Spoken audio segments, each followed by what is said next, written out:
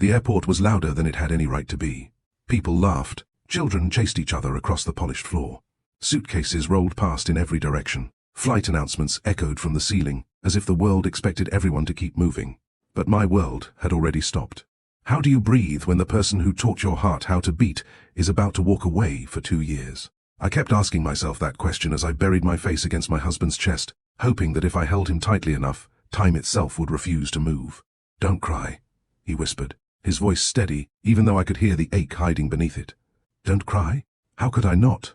24 months, 730 days, thousands of mornings without his sleepy smile, thousands of nights reaching across an empty bed, thousands of dinners for one, thousands of prayers that the man I loved would come home safely. I wanted to be strong for him. I truly did. But strength abandoned me the moment the boarding announcement called his flight. Maybe we shouldn't do this. Maybe money isn't worth this pain. Maybe love isn't supposed to hurt this much. Those thoughts raced through my mind so fast they almost drowned out everything else. Then another thought quietly whispered, what if this goodbye changes us forever? I had heard too many stories. Marriages destroyed by distance. Promises forgotten. Calls becoming shorter. Messages becoming colder. Love fading one day at a time until two strangers were left wearing wedding rings. I was terrified that our story would become one of them. My husband gently cupped my face with both hands and looked directly into my eyes. Those beautiful blue eyes that had always made me feel safe searched mine with a seriousness I'd never seen before. "Emily," he said softly, "I need you to trust me." Trust him? Of course I trusted him. I trusted him with my heart, with my dreams, with my future. What I didn't trust was distance. Distance had stolen too many good things from too many people. He slipped something into my hand, a sealed envelope. "Don't open this until tonight." Before I could ask why, he placed a small silver key into my palm. "And keep this safe." My heart pounded harder. "What is it for?" He smiled, but it wasn't the carefree smile I had fallen in love with years earlier. It was the smile of a man carrying a secret too heavy to share. "You'll understand soon." Soon? What did that even mean? I wanted answers. Instead, I got one last kiss, one last hug, one last whispered, "I love you." Then he picked up his carry-on bag, turned around, and walked toward the boarding gate without looking back. I stood there frozen, watching the man who had become my entire world disappear into a crowd of strangers. The moment he vanished from sight, something inside me shattered. My knees almost gave out beneath me. Tears blurred everything around me until the airport became nothing more than a haze of lights and distant voices. What if something happens to him? What if this is the last time I ever see him? What if... My thoughts were interrupted by the sharp vibration of my phone. I assumed it was a goodbye text. Maybe, "I already miss you." Or, "I'll call you when I land." Still wiping tears from my face, I unlocked my phone. The notification wasn't a message. It was a bank alert. At first, I didn't understand what I was reading. Then I looked again, and again. My breathing stopped. Incoming wire transfer. Amount credited, $5 million. $5 million. No. I whispered. My hands began shaking so violently that I almost dropped my phone.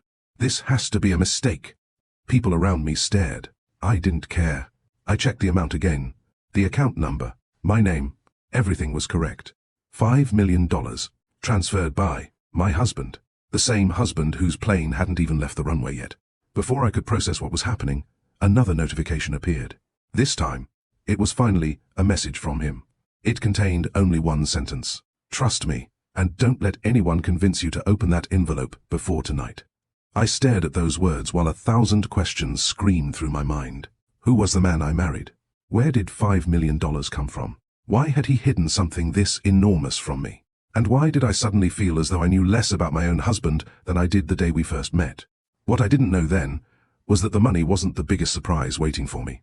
The truth hidden inside that envelope would change everything I believed about love, sacrifice, trust, and the quiet ways extraordinary people protect the ones they love.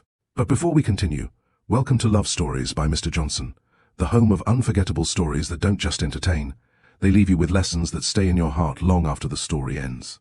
If you've ever loved someone deeply, faced a difficult goodbye, or wondered how far true love is willing to go, you're in the right place. Take a moment to subscribe, like this video, and share it with someone who believes real love still exists. And tell me in the comments, If the person you loved most suddenly transferred $5 million into your account moments after saying goodbye for 2 years, would your first reaction be gratitude or suspicion? Now, let me tell you how one ordinary goodbye became the beginning of the most extraordinary chapter of my life. People often assume that extraordinary stories begin with extraordinary people. Mine didn't. Before the headlines, before the $5 million, before strangers online debated whether my husband was a genius, a criminal, or the luckiest man alive, we were just two ordinary people trying to build an ordinary life.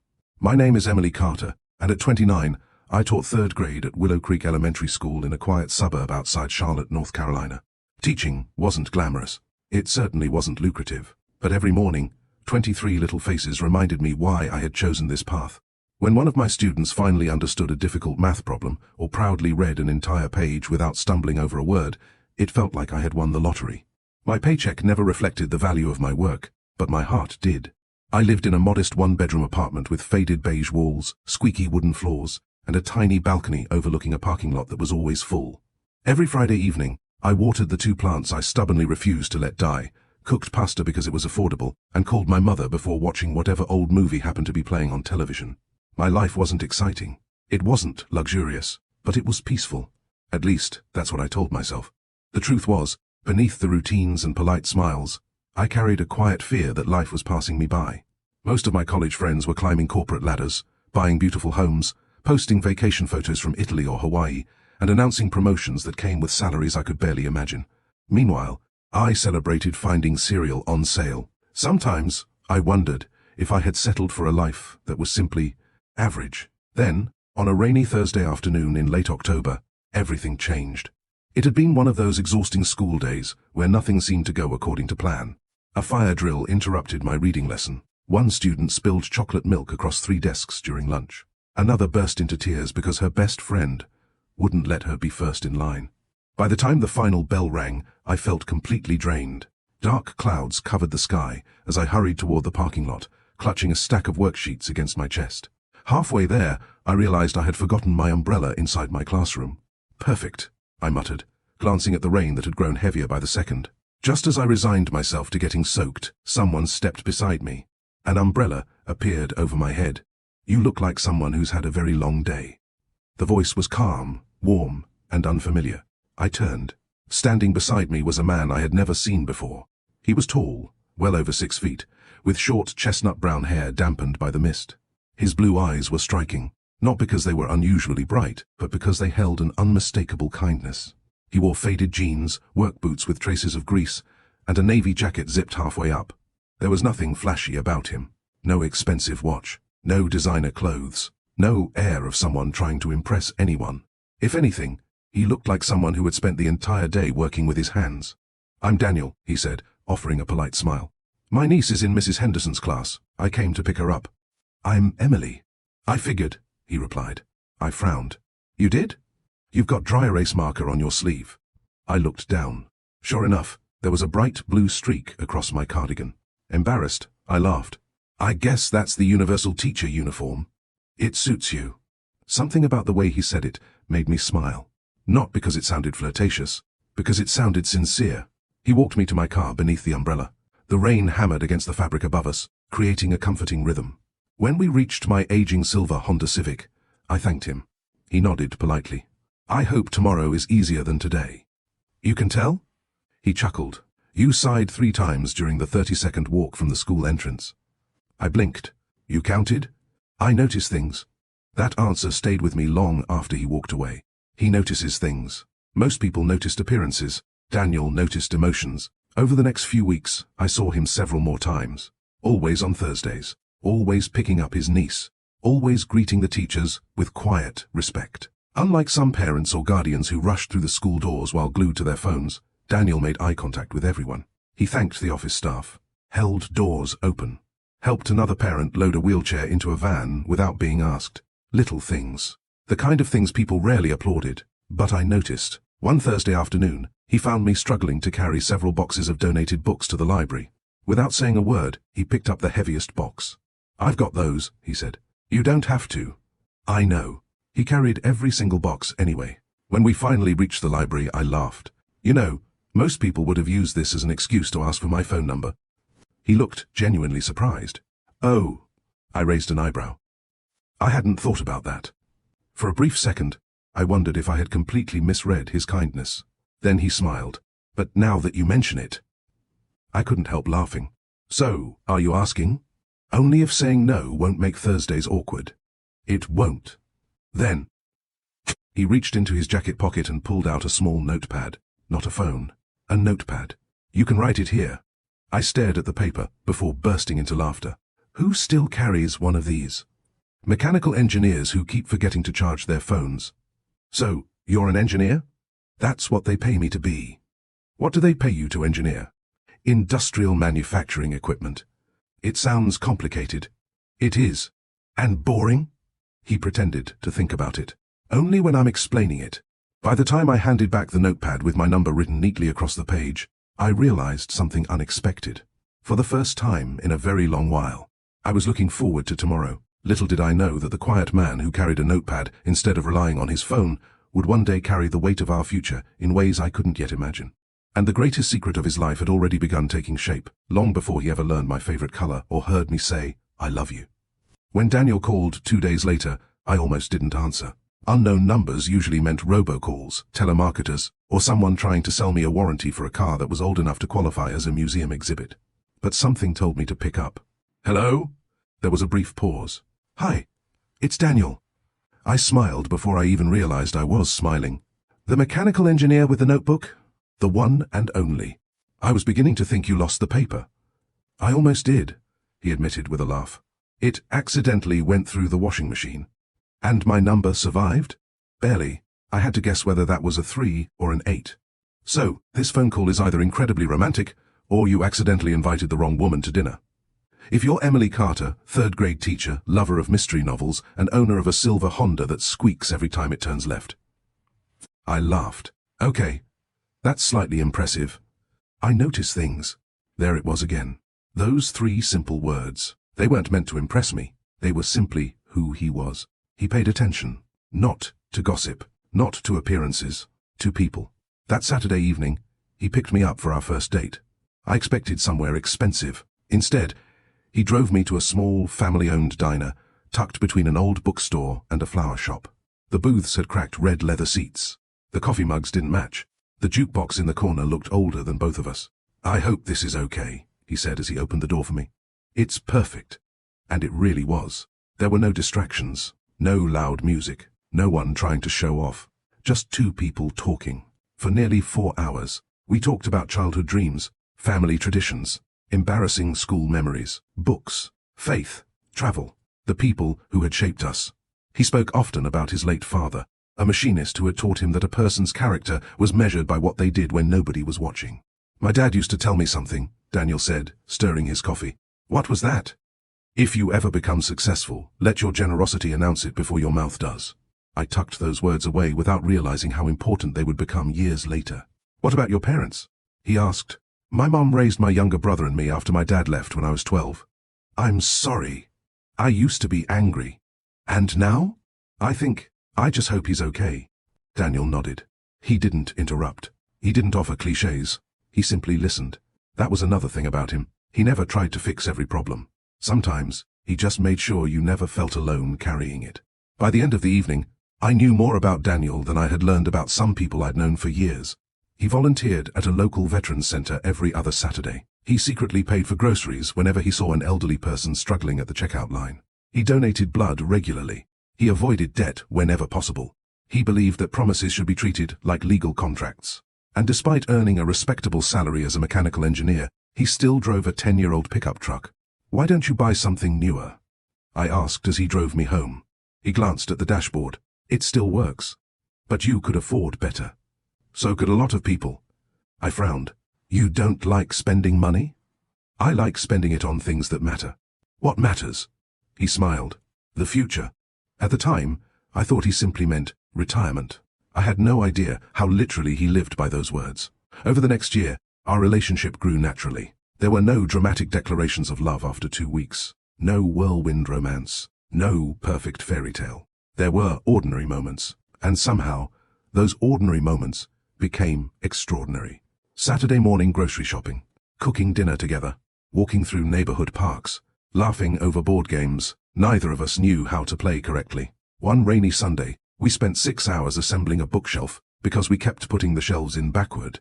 By the time we finished, the bookshelf leaned slightly to one side. "It's crooked," I said. Daniel stepped back and admired it. "So are we." "What?" "We're imperfect people building an imperfect life." I laughed. "I guess that makes this bookshelf symbolic. It'll hold books just fine." It did, just as our imperfect relationship held something far stronger than perfection. It held peace.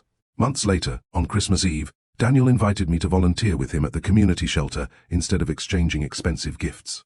I wasn't thrilled at first. I had imagined candlelight, romantic music, a beautifully wrapped present. Instead, I found myself serving hot meals to families who had lost almost everything. Near the end of the evening, a little boy tugged on Daniel's sleeve. "Mister." "Yeah, buddy." "Thank you." Daniel knelt until they were eye level. "You don't have to thank me. My mom says kind people are rare." Daniel smiled softly. "Then promise me something." "What?" "When you grow up, become one." The boy nodded. As we walked back to the truck, I slipped my hand into Daniel's. "I think I just fell in love with you all over again." He looked surprised. "I didn't do anything special." "That's exactly why." He squeezed my hand gently. A few months later, he proposed. Not at a fancy restaurant, not on a beach at sunset, not with photographers hiding in the bushes. He proposed in my classroom after school. The desks were still covered with construction paper. Crayon drawings decorated the walls. A banner reading, "Every child can shine," hung crookedly above the whiteboard. "I know this isn't glamorous," he said nervously. "It's where you change lives every day." He reached into his jacket pocket. For one terrifying second, I thought he was pulling out another notepad. Instead, he revealed a small velvet ring box. "Emily Carter." His voice shook. "I can't promise we'll always have money. I can't promise life will always be easy. I can't promise there won't be seasons that test us. But I can promise that no matter what happens, you'll never face those seasons alone." Tears filled my eyes before he even finished. "So." He took a deep breath. "Will you marry me?" I laughed through my tears. "Only if you promise to retire that notebook." He grinned. "No promises." "Then yes." The next thing I knew, I was laughing and crying at the same time as he slipped the ring onto my finger. My students returned after the weekend to find their teacher smiling so much that one little girl raised her hand and asked, "Miss Carter, are you secretly a princess now?" I smiled. No. But in my heart, I felt like the luckiest woman in the world. Neither of us wanted a lavish wedding. 6 months later, surrounded by close family and friends in a small white chapel outside Charlotte, we exchanged vows. When the pastor asked Daniel if he would love me for richer or poorer, he answered without hesitation, "For both. Because money isn't what makes a marriage rich." Everyone smiled. I smiled too. I just didn't realize how profoundly those words would shape our future. After our honeymoon, we moved into a modest apartment. The furniture didn't match. The kitchen was tiny. The air conditioner rattled every summer. Sometimes we had to postpone vacations because unexpected bills appeared. Sometimes we counted every dollar before grocery shopping. Yet, every night before we fell asleep, Daniel would squeeze my hand and whisper the same words. "We're building something." I always assumed he meant our marriage. Years later, I would discover he had been building far more than that. And the opportunity that would ask us to risk everything for our future was much closer than either of us imagined. If the person you loved told you that being apart for 2 whole years could completely change your family's future, would you encourage them to go, or would you ask them to stay? I'd genuinely love to hear your answer, so drop it in the comments below. And if you're enjoying this story so far, don't forget to like this video, subscribe to Love Stories by Mr. Johnson, and turn on the notification bell so you never miss another emotional story filled with love, sacrifice, and life-changing lessons. Now, take a deep breath, because in the next chapter, Daniel receives an offer that could give us everything we ever dreamed of, or cost us the life we had worked so hard to build. Looking back now, I sometimes wonder if life gives us quiet warnings before everything changes. Not loud alarms, not flashing signs, just ordinary moments that seem insignificant until you realize they were the beginning of a completely different chapter. For Daniel and me, that moment arrived on a Tuesday evening. Nothing about the day felt unusual. I had spent the afternoon helping one of my students prepare for a spelling competition after school. By the time I drove home, the sun was beginning to set, painting the North Carolina sky in shades of orange and gold. As I climbed the stairs to our apartment, I noticed Daniel's pickup truck was already parked outside. That surprised me. He almost never got home before I did. "Daniel?" I called as I stepped inside. The apartment was unusually quiet.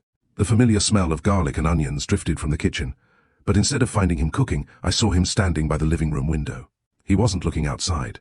He was staring at a single envelope lying on the coffee table. His shoulders were tense. His hands rested in his pockets, but I knew him well enough to recognize when something was weighing on his mind. "You okay?" I asked gently. He turned toward me and smiled. It was the kind of smile people wear when they don't want you to worry. "I've had an interesting day." I set my purse down. Good interesting or bad interesting? I'm still trying to figure that out. That answer made my stomach tighten. Daniel wasn't dramatic. If he said something was complicated, it usually was. I walked over and wrapped my arms around his waist. "What happened?" Instead of answering immediately, he picked up the envelope and handed it to me. The logo in the top corner belonged to his company. Inside was a formal letter. I began reading.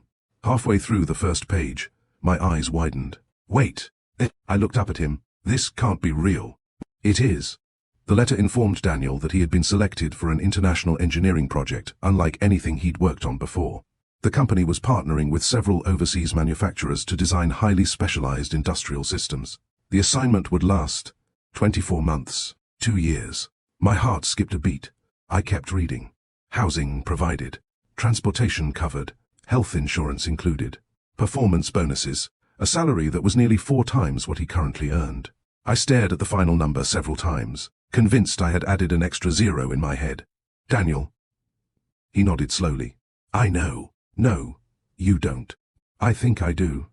I shook my head. "No, you don't understand. This amount of money could." I stopped speaking. Neither of us wanted to say it aloud. It could erase every financial worry we'd ever had. Student loans, our car payment, credit card balance, a down payment on a house, savings for children we hope to have one day, retirement, emergency funds, dream vacations, everything. For the first time since we'd been married, the future suddenly looked wide open. Then reality settled over us. 2 years, not 2 weeks, not 2 months, 2 birthdays, 2 Christmases, 2 anniversaries, 2 years of empty chairs at the dinner table, 2 years of video calls instead of hugs. I slowly folded the letter and placed it back inside the envelope. "When do they need an answer?" "Friday." "That's only 3 days." "I know." Silence filled the room. Outside, children laughed as they rode bicycles through the apartment complex. Inside, neither of us spoke. Finally, I asked the question neither of us wanted to face. "Do you want to go?" Daniel didn't answer immediately. Instead, he walked into the kitchen and turned off the stove before anything burned. When he returned, he sat beside me on the couch. "I want to build the best life possible for us." "I know. But..." He looked down at his hands. "I don't know if I want that life to begin by spending 2 years away from my wife." My eyes filled with tears. That single sentence reminded me why I had married him. He wasn't chasing money. He was thinking about us. "I don't want you to go," I admitted quietly. "I figured. But..." Now it was my turn to hesitate. "I also don't want fear to make our decisions." Daniel looked at me. "What do you mean?" "My dad left because he wanted a different life." Daniel reached for my hand. "I know. I spent years believing that every goodbye meant forever." He squeezed my fingers gently. "I'm not your father. I know you're not. I would never choose another life over ours." "I know." The words came easily, because I believed them. Completely. Still, distance has a way of testing even the strongest promises. That night, after dinner, we did something we had promised each other before we got married. Whenever we faced a major decision, we wrote down every advantage, every disadvantage, every fear, every hope, on opposite sides of a notebook page. Daniel drew a line down the middle. One column read, "Reasons to go." The other read, "Reasons to stay." Under "Go" we wrote, "Financial security, future home, better opportunities, children's college savings, career advancement, retirement savings." The list grew quickly. Under "Stay" we wrote, "Missing each other, long-distance marriage, family emergencies, loneliness, holidays apart, emotional strain." That list grew just as quickly. When we finally finished, Daniel stared at the notebook for a long time. "It doesn't look any easier on paper." "No, it actually looks harder." I leaned against his shoulder. "You know what scares me the most?" "Not the distance." He turned toward me. "It's what distance can quietly become." He understood exactly what I meant. Distance could become silence. Silence could become misunderstanding. Misunderstanding could become resentment. And resentment could destroy a marriage long before either person realized it was happening. Daniel closed the notebook. If we do this. He looked directly into my eyes. We're going to have rules. I smiled. Rules? He nodded. Non-negotiable. Such as? We never go to bed angry. I laughed. That's difficult when we're on different continents. Then we stay awake until we fix it. What else? We make time for each other every single day. No matter how busy. No matter what. And? He smiled. No secrets. I smiled back. No secrets. Those two words would echo through my mind countless times over the next 2 years. Because life has a strange way of testing the promises we make with the best intentions. And neither of us could have imagined that Daniel was already carrying one secret so enormous, it had the power to change everything we believed about our future. But before either of us would discover that truth, there was one conversation we still had to face. Our families, and not everyone would support the decision we were about to make. The next evening, Daniel and I drove to my mother's house for dinner. She lived in the same modest brick home where my younger brother and I had grown up, a place that always smelled like cinnamon, fresh coffee, and whatever delicious meal she had decided to cook that day. No matter how old I became, walking through that front door still made me feel like I was 16 again. My mother, Patricia Carter, wrapped me in a hug the moment she saw me. "You're getting too skinny," she said, stepping back to examine me. I laughed. "You say that every time I visit." "Because every time you visit, it's true." Then she turned to Daniel. "My favorite son-in-law." Daniel grinned. "I'm still your only son-in-law." "Exactly." She hugged him just as tightly. That was one of the many things I loved about my husband. He never treated my family like they were simply relatives by marriage. He loved them, as if they had always been his own. Dinner was filled with laughter. My younger brother Marcus joked about his latest attempt at fixing his old motorcycle, which somehow ended with him calling a tow truck instead. Mom teased him mercilessly. Daniel laughed so hard he nearly spilled his iced tea. For a brief moment, I almost forgot about the decision hanging over our heads. Almost. Halfway through dessert, Daniel quietly set down his fork. "There's something we'd like to tell everyone." The room instantly grew still. My mother's smile faded. She looked from Daniel to me, sensing the seriousness in our faces. "What is it?" Daniel reached for my hand beneath the table. "My company has offered me an overseas assignment." Mom blinked. "Overseas?" He nodded. "For how long?" Marcus asked. Daniel took a slow breath. 2 years. The silence that followed seemed to swallow the entire room. My mother slowly placed her coffee cup on the table. 2 years? "Yes. And you're considering it?" "We haven't made a final decision yet." She looked directly at me. "What do you think?" I hesitated. "I honestly don't know." Mom leaned back in her chair and folded her arms. "How much are they paying?" Daniel named the figure. Marcus nearly choked on his drink. "You've got to be kidding." I wish I were. My mother, however, didn't react the way either of us expected. She simply shook her head. "No." Daniel frowned. "No? No amount of money is worth risking your marriage." The room fell quiet again. "I've lived long enough to know what distance can do to people," she continued softly. "It starts with missed phone calls. Then postponed visits. Then people get busy. They stop talking. They stop sharing. And one day, they realize they're living separate lives." She wasn't speaking from theory. She was speaking from experience. My father had accepted a traveling sales position when I was 12. At first, he came home every weekend. Then, every other weekend. Then, once a month. Eventually, he stopped coming home altogether. The job hadn't ended my parents' marriage, but the distance had created cracks that neither of them knew how to repair. Daniel listened carefully before answering. "I understand why you're worried." "You should. But I love Emily more than anything." "I know you do." "Then trust me." Mom sighed. "I trust your heart." She looked down at the table before quietly adding, "It's the world I don't trust." Her words lingered in my mind for the rest of the evening. On the drive home, neither Daniel nor I spoke much. The windshield wipers swept steadily across the glass as rain began falling again. Finally, Daniel broke the silence. "Do you think she's right?" I looked out the window. "I think she's scared." "So am I." His honesty caught me off guard. "You are?" He laughed softly. "I've never spent more than 2 weeks away from you." I smiled faintly. "I know. I'm afraid you'll get tired of waiting." I turned toward him. "Daniel." "Oh, I'm serious." What if your car breaks down? What if you get sick? What if something happens at school, and I'm not there? What if you need a hug? I'll survive. But you shouldn't have to. My heart ached. Sometimes people assume the person leaving has it easier than the person staying behind.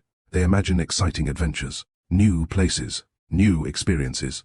But, listening to Daniel, I realized he wasn't excited. He was terrified. Not of the new country, not of the unfamiliar job. He was afraid of missing the little moments that make up a marriage. The quiet breakfasts, the evening walks, watching movies on the couch, arguing over whose turn it was to wash dishes. Those ordinary moments suddenly felt priceless. When we reached our apartment, Daniel parked the truck, but didn't turn off the engine immediately. Instead, he reached into the back seat and pulled out a small notebook. The same worn notebook he had carried since the day we met. "I've been writing something."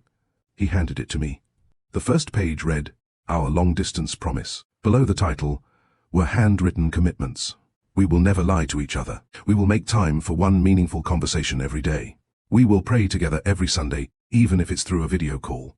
We will celebrate birthdays and anniversaries together, no matter the time zone. We will never let one bad day become one bad week.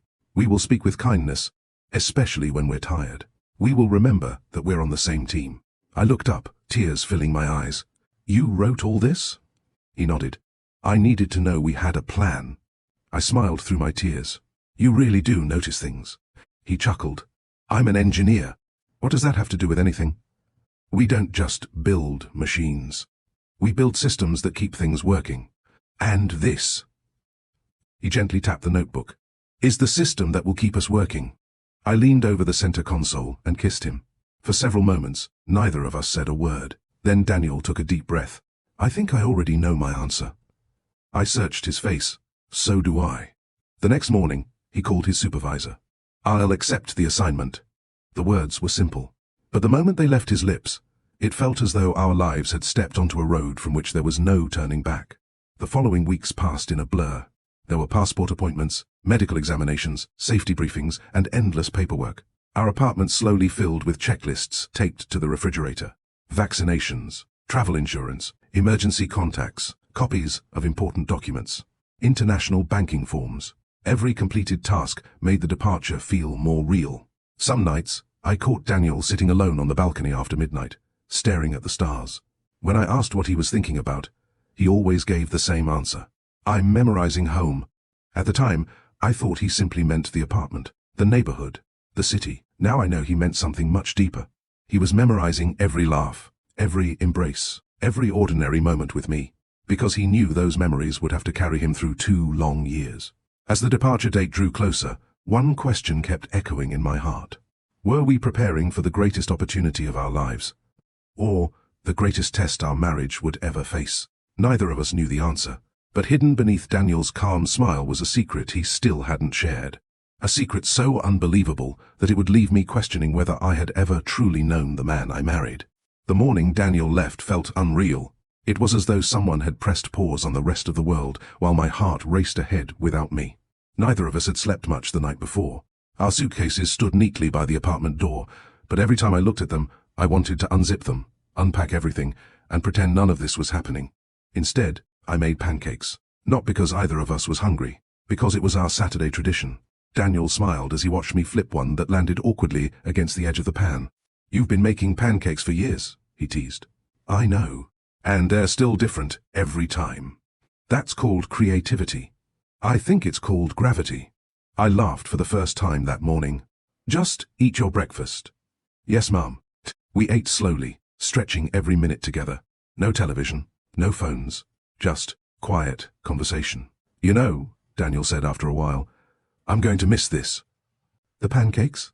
"The peace." I looked around our tiny kitchen. The old refrigerator hummed in the corner. Morning sunlight spilled through the blinds. A coffee mug with a chipped handle sat beside the sink. Nothing about the room was extraordinary, yet somehow it had become the place where we had dreamed about our future. "I'll miss it too," I whispered. Daniel reached across the table and took my hand. "This isn't goodbye forever." "I know. It's just a season." "I know. We'll get through it." "I know." He smiled gently. "You keep saying that. Because if I stop believing it, I'll probably start crying." His smile faded. "Then don't stop believing." By 10 o'clock, we were on our way to Charlotte Douglas International Airport. The drive that usually felt routine suddenly seemed much too short. Every traffic light felt like borrowed time. Every mile carried us closer to the moment neither of us wanted to face. Daniel reached over and intertwined his fingers with mine. "Can I ask you something? Anything? If the roles were reversed, would you go?" I thought carefully before answering. If it meant securing our future. I squeezed his hand. Yes. But I'd hate every minute I was away from you. He nodded slowly. That's exactly how I feel. The airport was crowded.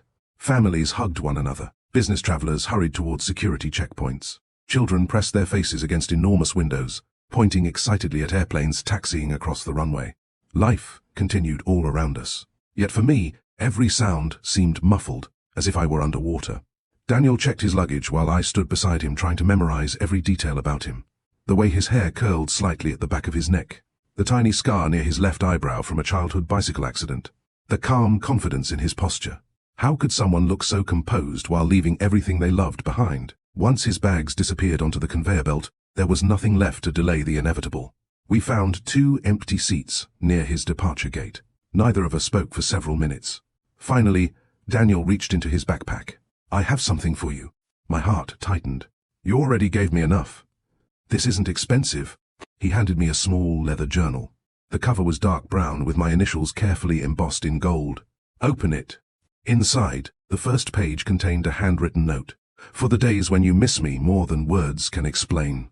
I looked at him. "Turn the page." The second page held another message. Day 1. The third page. Day 2. I kept flipping. Every page was dated. Every single day for the next 2 years.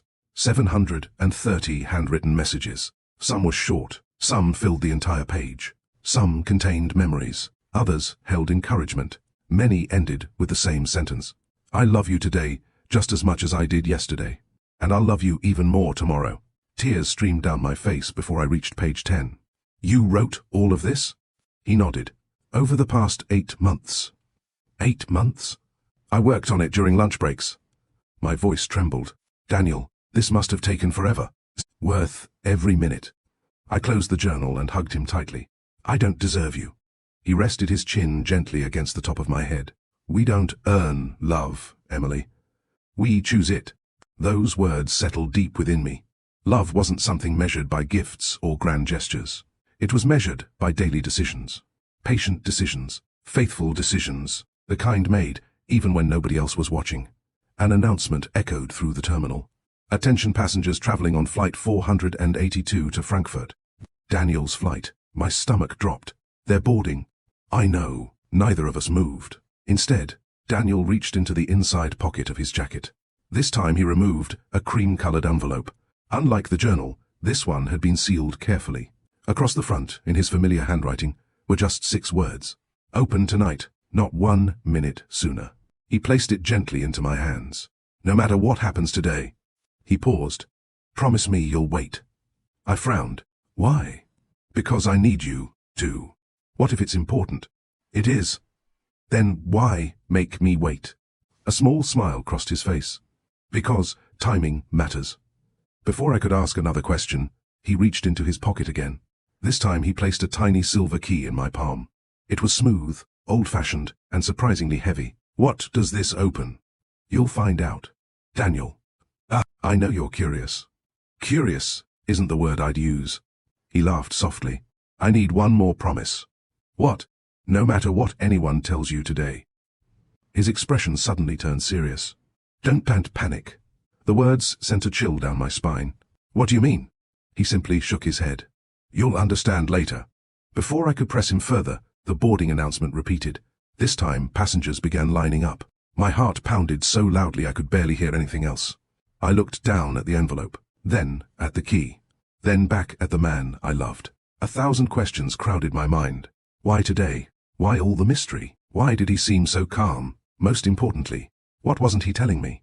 I had no idea that within the next 15 minutes, every question I had would be replaced by one so unbelievable that even the bank employees would think there had been a catastrophic mistake. And the first clue was already resting quietly inside my trembling hands. I walked with Daniel as far as airport security would allow. Neither of us spoke much. There are moments in life when words become too small for what the heart is trying to say. This was one of them. The line moved slowly. One family ahead of us was saying goodbye to a young Marine. Behind us, a little girl cried because she didn't want her grandmother to leave. Goodbyes were happening everywhere. Yet somehow, ours felt like the only one that existed. Daniel turned toward me one last time. "Come here." He wrapped his arms around me. Not a quick hug, not the kind couples exchange before heading to work. This was the kind of embrace that tried to memorize another person's heartbeat. "I love you," he whispered. "I love you more." He smiled. "I don't think that's possible. We'll argue about it when you get home." "It's a date." I pulled back just enough to look into his eyes. "Promise me something. Anything. No matter how busy work gets, don't skip meals." He laughed. "I won't. And get enough sleep." "I'll try. And if something doesn't feel right, I'll call you." "You'd better." He gently brushed a tear from my cheek with his thumb. "I hate seeing you cry. I'm blaming you for every tear. I'll gladly accept the charge." Despite everything, I laughed. That was Daniel's gift. Even in painful moments, he somehow found a way to lighten the weight, without pretending it wasn't there. Then the airport employee called for the remaining passengers. Daniel took one final step backward. "This is it." I nodded, unable to speak. He picked up his carry-on bag. Then, just before turning away, he looked at me with an expression I couldn't quite understand. It wasn't fear. It wasn't sadness. It almost looked like relief. "Remember what I said? About the envelope?" He nodded. "And the key." "I remember." "And Emily." "Oh, yes?" "Trust me." Those were the last words he spoke before disappearing beyond the security checkpoint. I stood there until he vanished from sight. Even after he was gone, I couldn't make myself leave. I kept hoping he'd suddenly come running back because he'd forgotten something. His passport, his phone, his wallet, anything. But he didn't. Instead, the departure board changed from boarding to departed. My husband was gone. For 2 years. I don't remember walking toward the parking garage.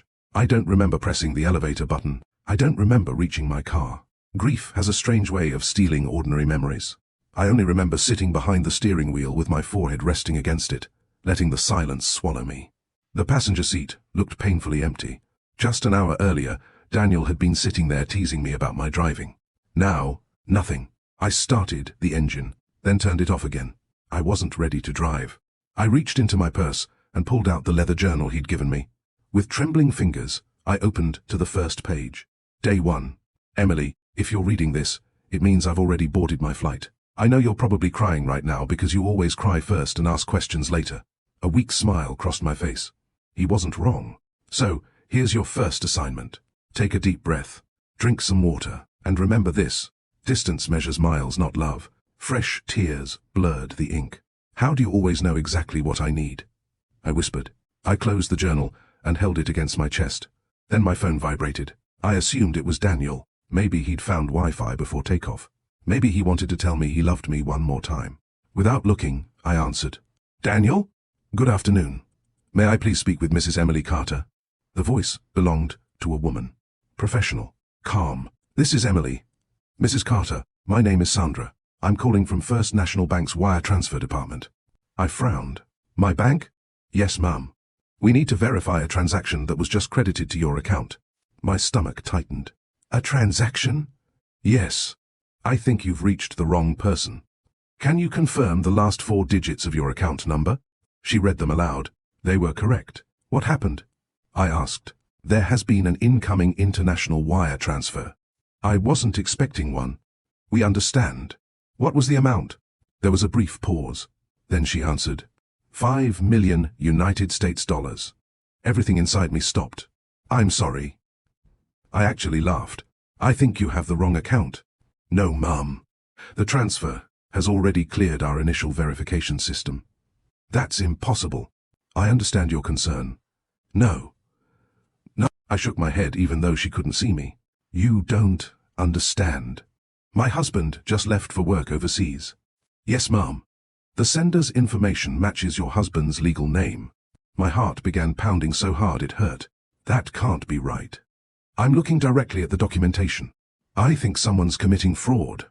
We're investigating all large transfers as part of standard procedure. I don't have $5 million. You do now. My hands began shaking uncontrollably. There has to be some mistake. I recommend logging into your online banking. Still holding the phone against my ear, I opened my banking app. The loading circle spun. For one endless second. 2, 3. Then my account appeared. Checking account balance. $5,004,836.17. I stared at the screen. Blinking. Looking away. Looking back again. The number refused to change. No. I whispered. No, no, no. Sss. People walking through the parking garage glanced toward my car as my breathing became uneven. The bank representative continued speaking. Mrs. Carter?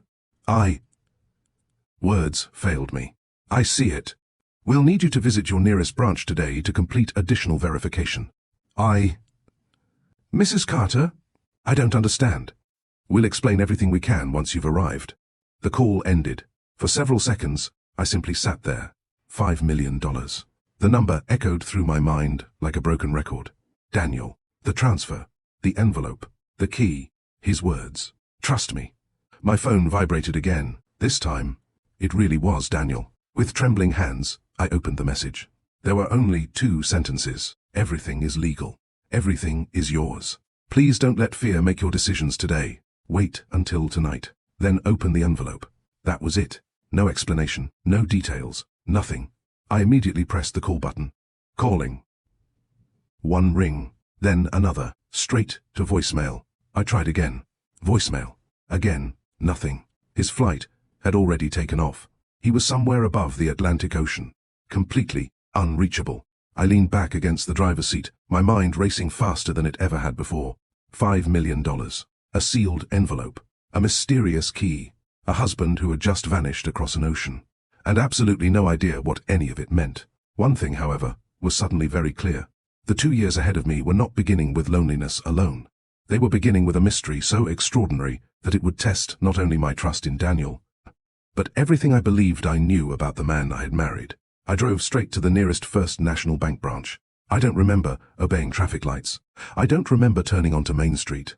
I don't even remember parking. Somehow, my body was operating on instinct, while my mind remained trapped inside one impossible number. $5 million. Every few seconds, I glanced at my banking app, half expecting the balance to disappear. Maybe it was a system error. Maybe the bank would call back and apologize. Maybe I'd wake up and realize this had all been a dream brought on by too much grief and too little sleep.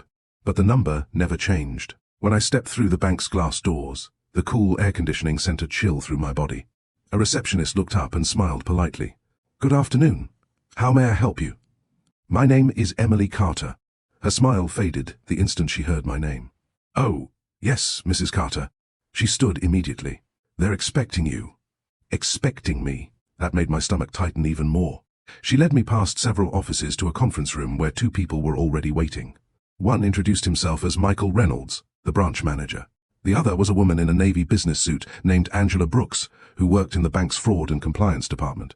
Neither of them looked alarmed, but both looked serious. Mrs. Carter, Michael said warmly, offering his hand. Please have a seat. I sat, without taking my eyes off either of them. I'm guessing this isn't something that happens every day. Angela smiled faintly. No, it isn't. Michael folded his hands neatly on the table. Before we continue, we need to verify your identity. For the next several minutes, they confirmed my driver's license, social security number, account information, and security questions. Only after everything matched did Michael slide a folder toward me. Mrs. Carter. He paused carefully. The wire transfer into your account is authentic. I stared at him. No, he nodded. Yes. There has to be a mistake. We've confirmed the sending institution. But, my husband is an engineer. I understand. He isn't a millionaire. Angela finally spoke. The transfer originated from a corporate escrow account. Corporate? Yes. It wasn't sent from a personal checking account. That confused me even more. What does that mean? It means the money came through a legally recognized corporate transaction. So... Oh, I swallowed. You're telling me this wasn't stolen? No. It wasn't hacked? No. It isn't fraud? No. It isn't money laundering? She shook her head. We have found no indication of criminal activity. My head spun. If everything is legal... I looked from one banker to the other. Then why would my husband never tell me? Neither of them answered. Because they couldn't. Their job wasn't to explain Daniel, only the money. Michael cleared his throat. There is one more thing. He opened the folder and removed several documents. Your husband left very specific instructions. My pulse quickened. What instructions? In the event this transfer was completed successfully. He glanced down at the paperwork. You were not to be contacted until the funds had fully cleared. I frowned. He planned this? Apparently. And? Michael hesitated. He also instructed us not to answer any questions regarding the purpose of these funds. What? I'm sorry. You know something. I do, but I'm legally prohibited from discussing it. Frustration washed over me. So everyone knows except me? I'm afraid your husband anticipated that reaction. Angela reached into the folder and produced a sealed legal envelope. We were instructed to give you this only after confirming your identity. I looked at it. Across the front, written in Daniel's unmistakable handwriting, were the words, "For Emily, after the bank confirms everything." My heart skipped. There are 2 envelopes? Michael looked surprised. 2? I already have one. Neither banker spoke. For the first time, I realized Daniel's plan had been even more elaborate than I'd imagined. He hadn't left loose ends. He'd anticipated every step, every reaction, every question, every fear. Just like an engineer designing a machine that couldn't afford to fail. Mrs. Carter, Michael said gently, I know today has been overwhelming. That's one way to describe it. If you'd like some advice. I nodded. Please. Go home. Get some rest. And read whatever your husband left for you. His voice softened. I have a feeling that's where you'll find the answers we're not allowed to give. Outside the bank, the afternoon sun seemed almost too bright. The world continued exactly as it had before. Cars drove past. People laughed outside nearby cafes. A young couple argued over where to eat lunch. No one knew that my entire life had changed in the last 2 hours. I sat inside my car again. This time, there were 2 envelopes resting on the passenger seat. One from Daniel, one from the bank. Neither had been opened. I picked up my phone. Still no signal from Daniel. His plane was somewhere over the Atlantic by now. I wanted to be angry.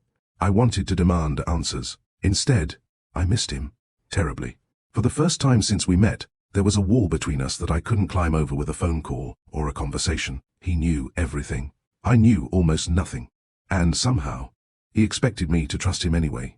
By the time I reached our apartment, exhaustion had settled into every part of my body. The silence inside felt heavier than ever. His coffee mug was still beside the sink. His jacket still hung on the coat rack.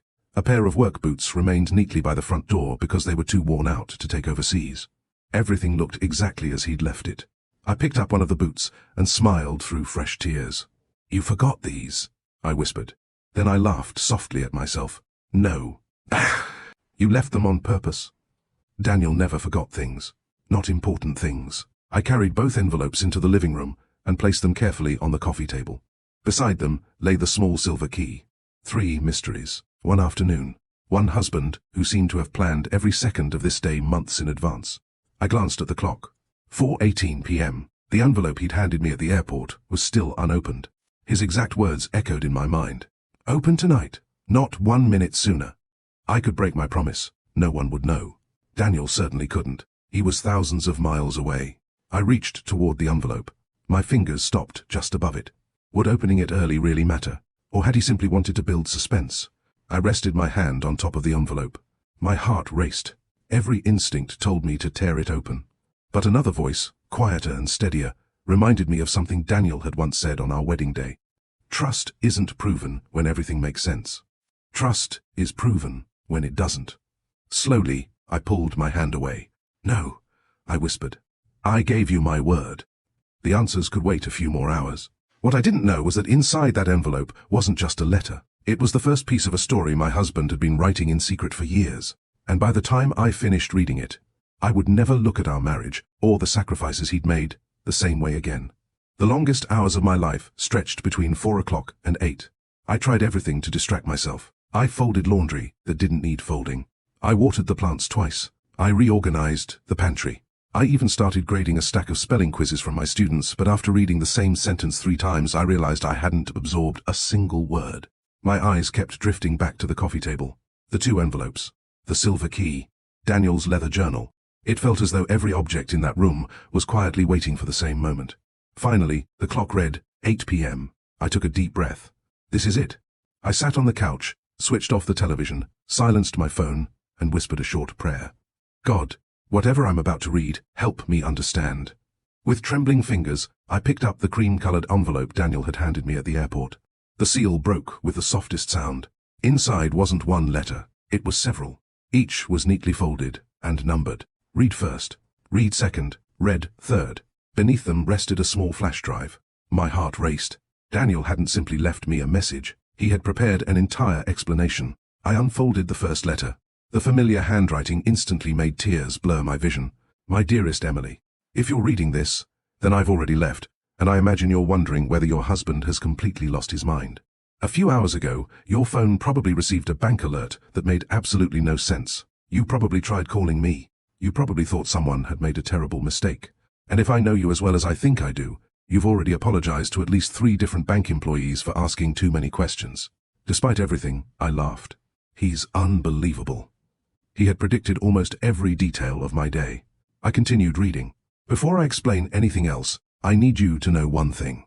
I have never lied to you about loving you. Not once. Everything I have ever done has been motivated by one simple desire. To build a future where you never have to choose between paying bills and following your calling. My throat tightened. You once told me that teaching wasn't a job. You said it was your purpose. I promised myself that I would never ask you to abandon that purpose because of money. A tear rolled onto the page. I remembered that conversation. It had happened years earlier, after I had considered leaving teaching for a higher-paying office job. Daniel had stayed up half the night, reminding me why I became a teacher in the first place. He remembered every word. I hadn't realized he had built an entire plan around it. The letter continued. The $5 million is real. It is legal. Every tax required has already been paid. You are in no danger. You are not responsible for any debts connected to it. I let out a breath I hadn't realized I'd been holding. At least one fear had disappeared. Then came the sentence that made me stop reading. What I'm about to tell you began 6 years before we met. I blinked. 6 years? That meant before Daniel even knew I existed. I read on. When I was 23, I designed a small engineering solution that solved a manufacturing problem most companies believed was impossible to fix. I didn't think much of it. Neither did anyone else. Until one investor called. I frowned. Investor? One opportunity became 2. 2 became 5. Eventually, several friends and I started a small technology company. Technology company? Daniel? The man who still carried a paper notebook? I stared at the letter in disbelief. How had he never mentioned any of this? For years, we worked nights and weekends. Sometimes we failed. Sometimes we almost quit. But slowly, we built something valuable. I felt my heartbeat quicken. This wasn't just surprising. It was unbelievable. The man I shared a 1-bedroom apartment with had secretly helped build a company? How? Why? The next paragraph answered only one of those questions. You may wonder why I never told you. That's a fair question. The answer is simple. Because I needed to know that if you ever loved me, you loved me before money entered the conversation. I lowered the letter. Fresh tears filled my eyes. My mind drifted back to our first date at the little diner. The old pickup truck. The modest clothes. The simple apartment. The second-hand furniture. None of it had been fake. Daniel genuinely preferred a simple life. But he had also quietly hidden a part of himself that almost no one knew. Not because he wanted to deceive me. Because he wanted certainty. He wanted to know our love was built on character instead of wealth.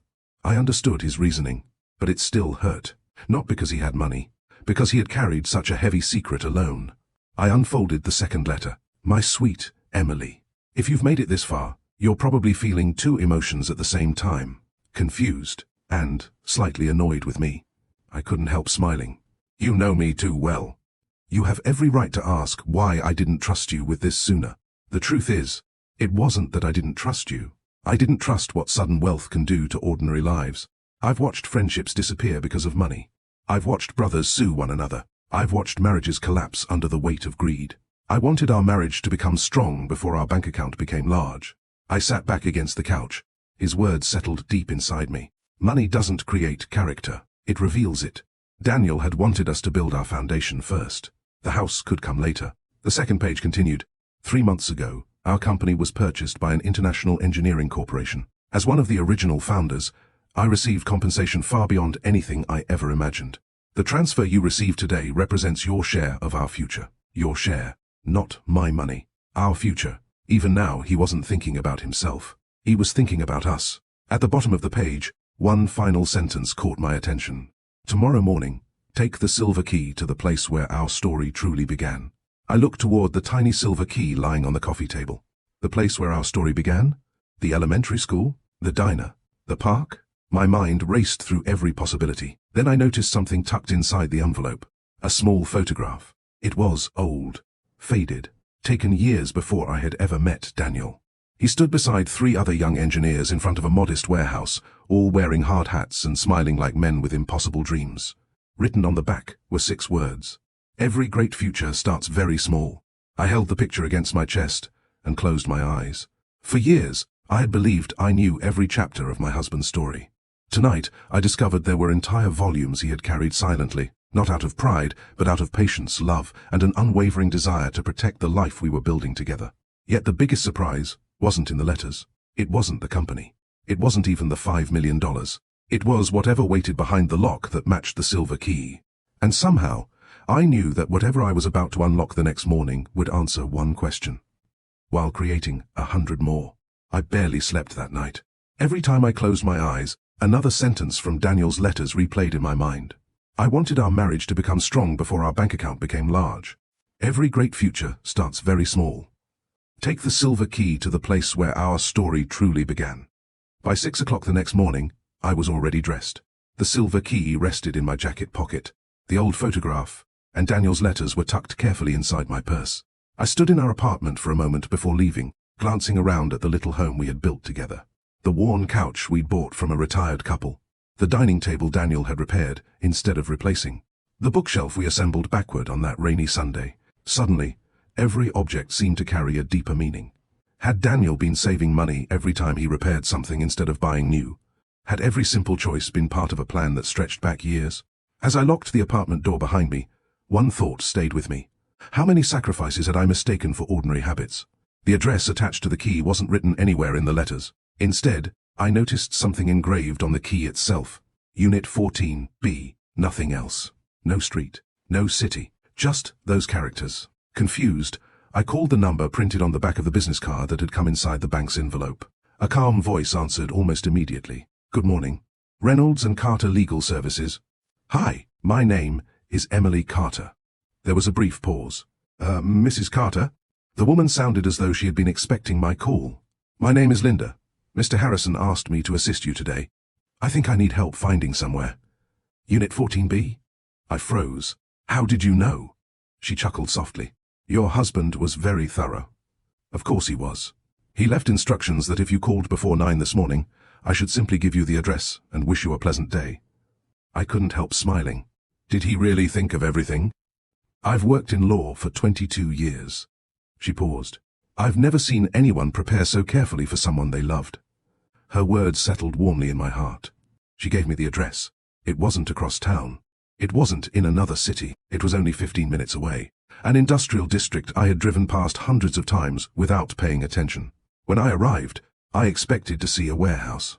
Instead, I found a modest brick building tucked behind a row of larger factories. A small brass plaque beside the entrance read, Carter Industrial Innovations. Carter? Not my maiden name. Daniel's company. My heart pounded. How had I never noticed this place?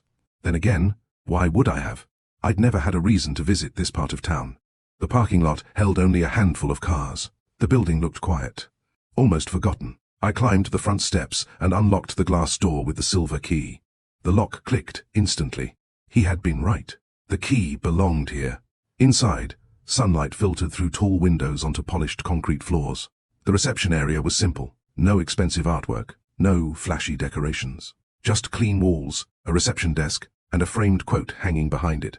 I stepped closer. It read, Success isn't measured by what you earn. It's measured by what your success allows others to become. I stared at the words. That sounded exactly like Daniel. Mrs. Carter? I turned. A man in his early 60s walked toward me, wearing a light blue dress shirt with rolled-up sleeves. His grey hair was neatly combed, and a pair of reading glasses rested in his hand. You must be Robert Harrison. He smiled warmly. And you must be the woman Daniel never stopped talking about. My eyes widened. You know my husband? He laughed. I've known him for almost 12 years. 12? He hired me when this company could barely afford a part-time attorney. I looked around again. This was his company? Robert nodded. One of the founders. I struggled to find words. I had no idea. I know. You knew I didn't know? He nodded again.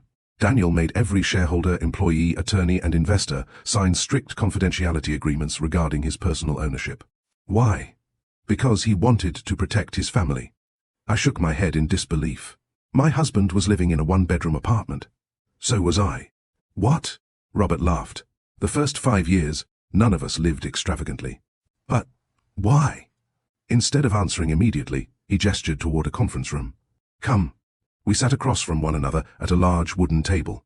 On the wall hung photographs documenting the company's history. There was Daniel, younger, thinner, covered in grease, holding pieces of machinery, working beside welders, meeting with engineers, standing inside unfinished warehouses. None of the photos showed luxury. They showed work. Hard work. Robert noticed where I was looking. Do you know what Daniel's first salary from this company was? I shook my head. $32,000 a year. That's impossible. No. It was intentional. But why would a founder pay himself so little? So the company could afford to hire one more engineer. I felt something tighten in my chest. Robert continued. Then the next year, he refused a raise. The year after that, he refused again. Every extra dollar stayed inside the company. I stared silently. He used to say something. What? If the business grows first, we'll all grow later. Robert smiled. I'll admit it. I argued with him. I told him he deserved more. And what did he say? Robert chuckled. He said, one day I'll have enough. Right now, the company doesn't. I lowered my eyes. Suddenly, I remembered every vacation Daniel had postponed. Every expensive purchase he'd talked me out of. Every time he'd repaired something instead of replacing it. At the time, I thought he was simply frugal. Now I understood. He wasn't afraid to spend money. He was committed to investing it wisely. Seeing the expression on my face, Robert reached into a leather folder and slid a stack of photographs toward me. There's something else Daniel wanted you to see. The first picture showed Daniel teaching a group of young engineers. The second showed him handing out safety helmets. The third made my breath catch. It showed Daniel standing beside an employee's family at the ribbon-cutting ceremony for a brand new home. I looked up. Whose house is this? One of our machinists. What?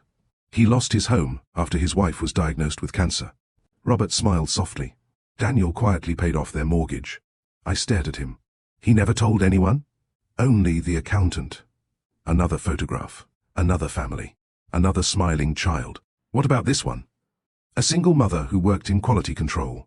What did Daniel do? Paid for her nursing degree. I couldn't speak. Robert leaned back in his chair. Emily. Your husband didn't become wealthy because he loved money. He became wealthy because he solved problems. And once he had enough. He spent the rest of his time solving people. Tears filled my eyes. For years, I had admired Daniel because he was kind.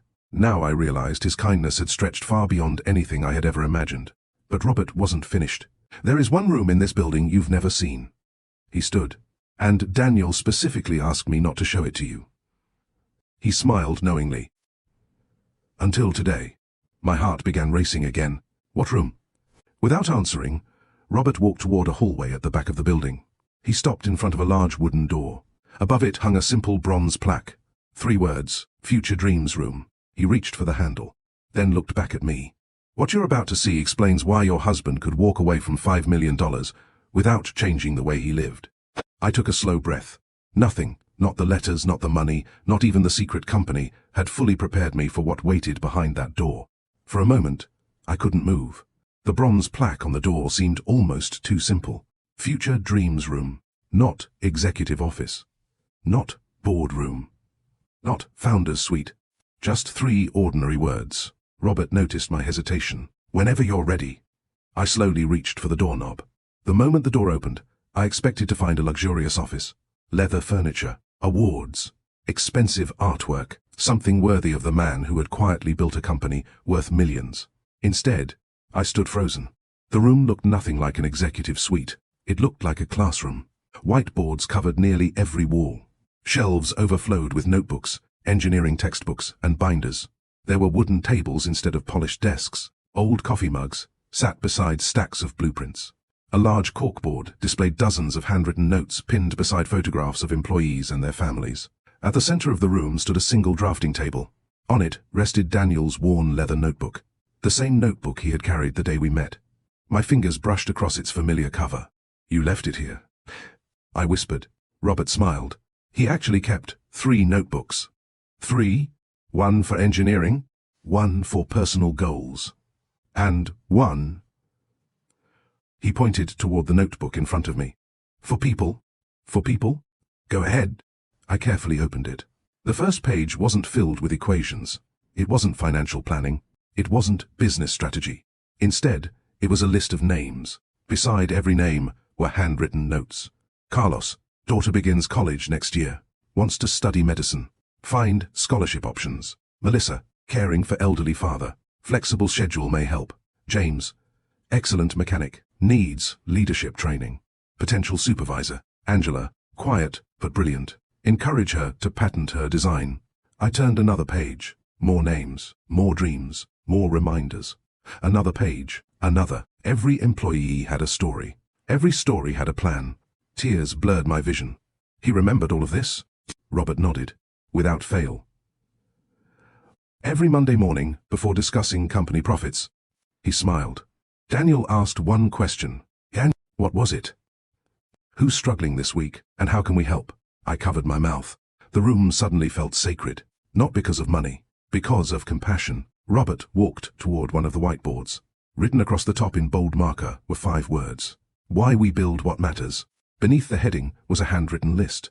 Create jobs. Protect families. Solve real problems. Leave people better than we found them. Never sacrifice integrity for profit. I stared at the last line for several seconds. Did Daniel write this? He insisted every new employee memorize it.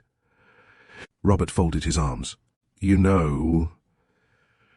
When investors visited, they often suggested changing that final point. "Why?" "Integrity slows growth," they said. What did Daniel tell them? Robert laughed softly. He said, then we'll grow slower." I smiled through my tears. That sounded exactly like my husband. At the far end of the room stood a glass display cabinet. Inside were dozens of plaques and awards. Innovation Award, Regional Business Excellence, Engineering Leadership Recognition, Community Impact Award. I frowned. I've never seen any of these.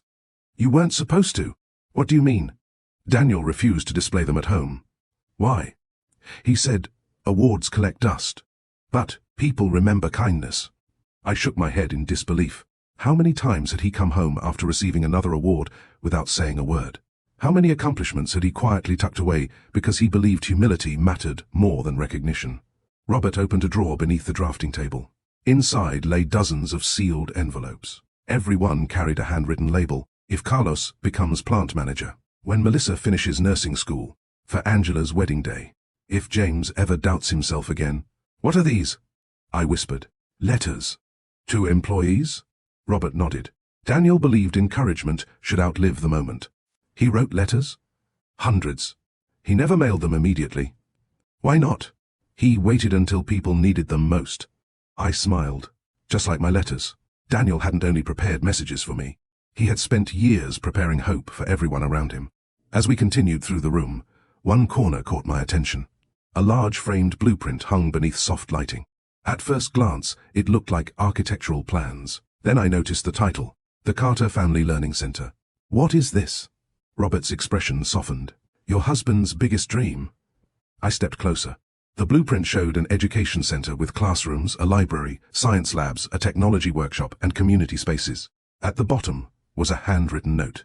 "Every child deserves the opportunity to dream beyond their circumstances." My eyes filled with tears. He wanted to build a school. Not just a school. Robert pointed toward another section.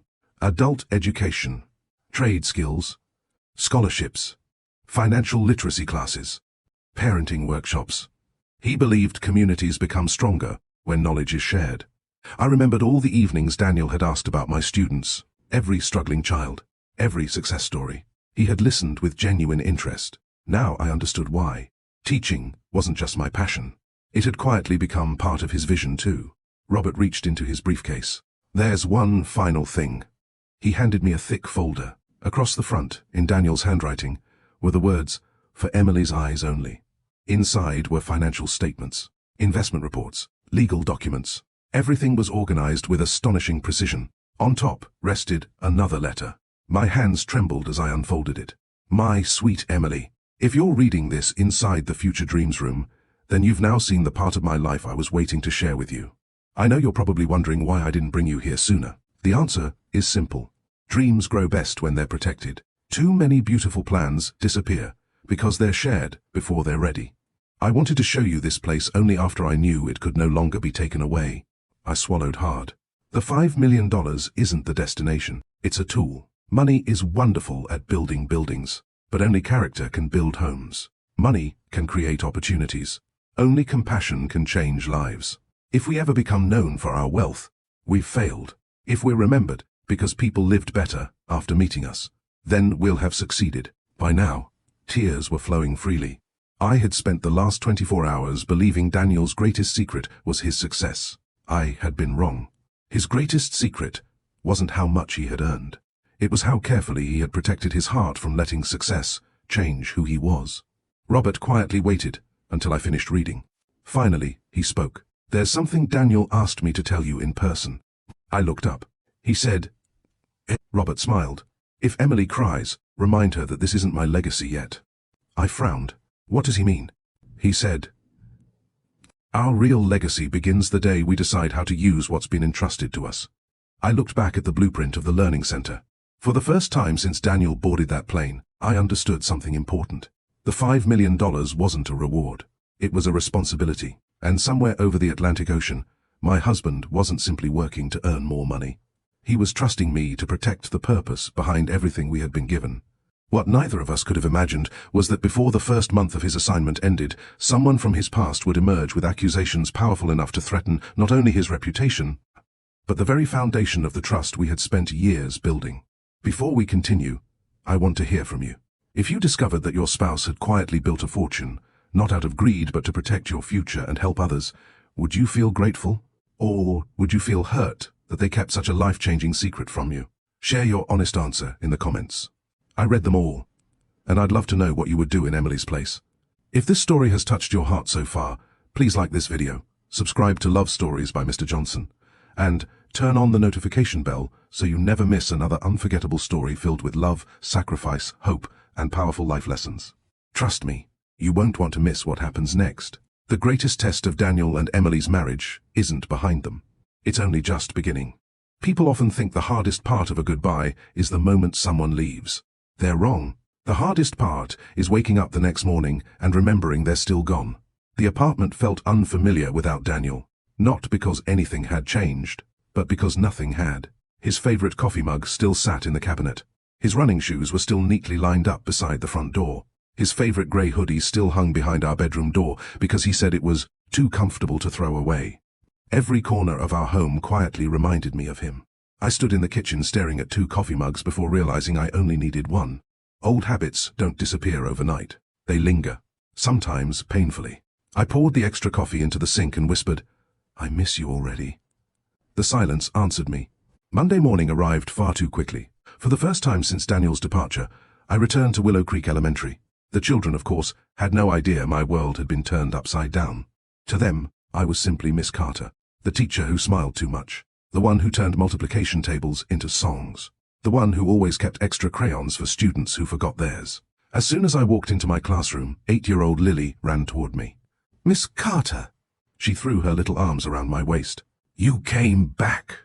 I laughed softly. "Of course I came back. I prayed for you." My smile faded. "You did?" She nodded proudly. "My grandma says teachers need prayers because they take care of everybody else's children." Emotion caught in my throat. "Your grandma sounds very wise." "I think so too." She grinned before running back to her desk. Children have a remarkable way of reminding us what really matters. They don't care about bank balances, job titles, luxury cars, or expensive watches. They care about whether you remembered their birthday, whether you listened, whether you noticed when they looked sad. Daniel would have loved that.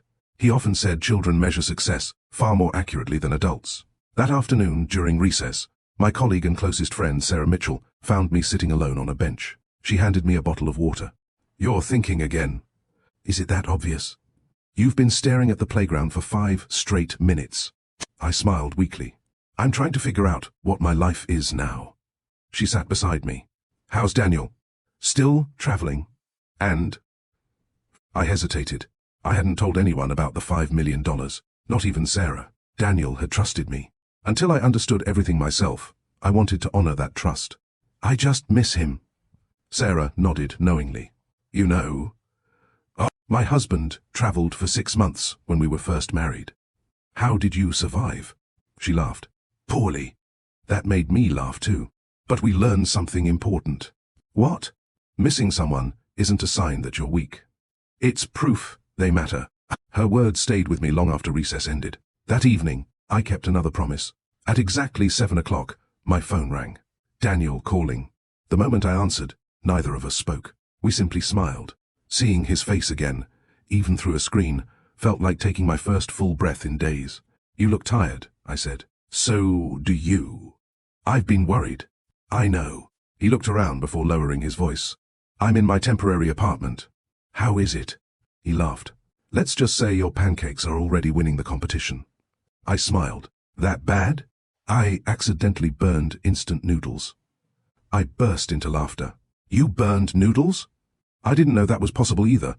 For a few precious minutes, we talked about ordinary things. The weather, my students, his flight, the tiny apartment the company had provided. Neither of us mentioned the money.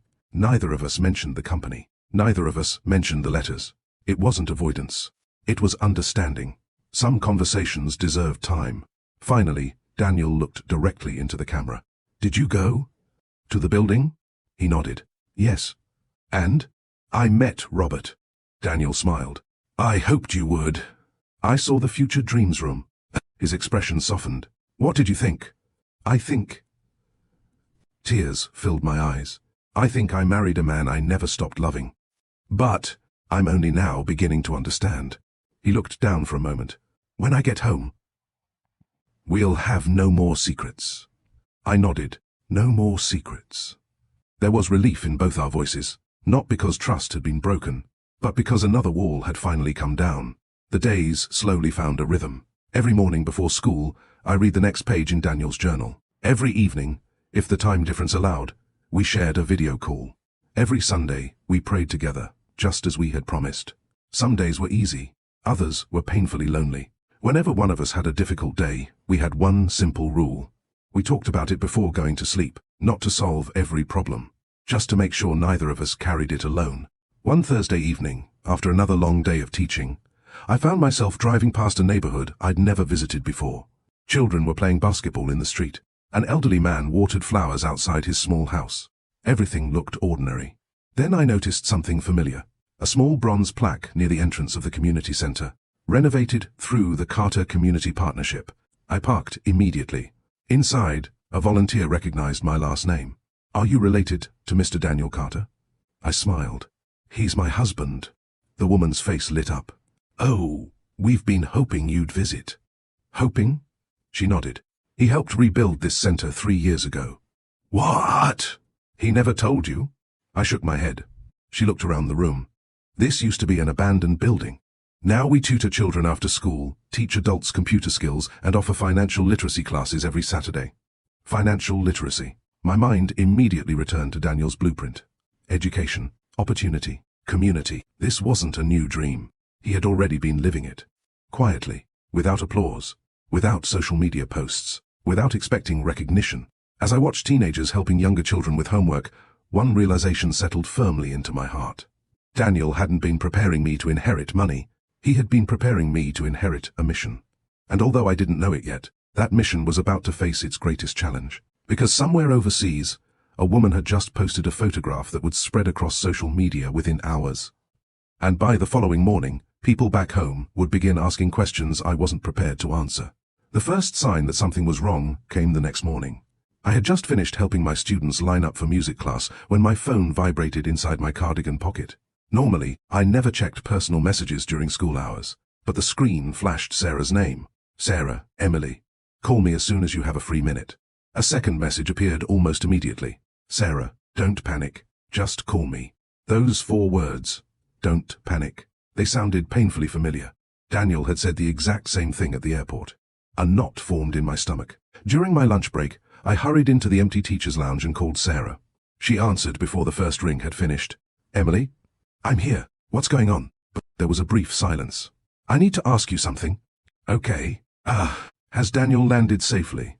Yes. Why? Another pause. Because something is circulating online. My heartbeat quickened. What kind of something? I didn't want to believe it. Sarah. I wanted to hear it from you first. My hand tightened around the phone. Just tell me. She sighed. Someone posted pictures of Daniel. I smiled weakly. So? He wasn't alone. The smile disappeared. What do you mean? There was a woman with him. My chest tightened. Who? I don't know. Where were they? At an airport overseas. I forced myself to breathe. That's not unusual. I know. But people are making assumptions. What assumptions? Sarah hesitated. They're saying she's his girlfriend. For a moment, the room felt perfectly still. Then I laughed. Not because it was funny, because the idea sounded so ridiculous. That's impossible. I figured you'd say that. It's Daniel. I know. He wouldn't. I know. But social media doesn't know him. When school ended that afternoon, curiosity finally overcame me. I opened the link Sarah had sent. There it was. A photograph of Daniel standing beside an attractive blonde woman outside what appeared to be an international airport. She was smiling. Daniel was carrying both of their suitcases. The caption beneath the picture read, "Looks like somebody isn't missing his wife after all." Thousands of reactions. Hundreds of comments. People who had never met my husband had already decided who he was. Poor wife. Men always reveal themselves eventually.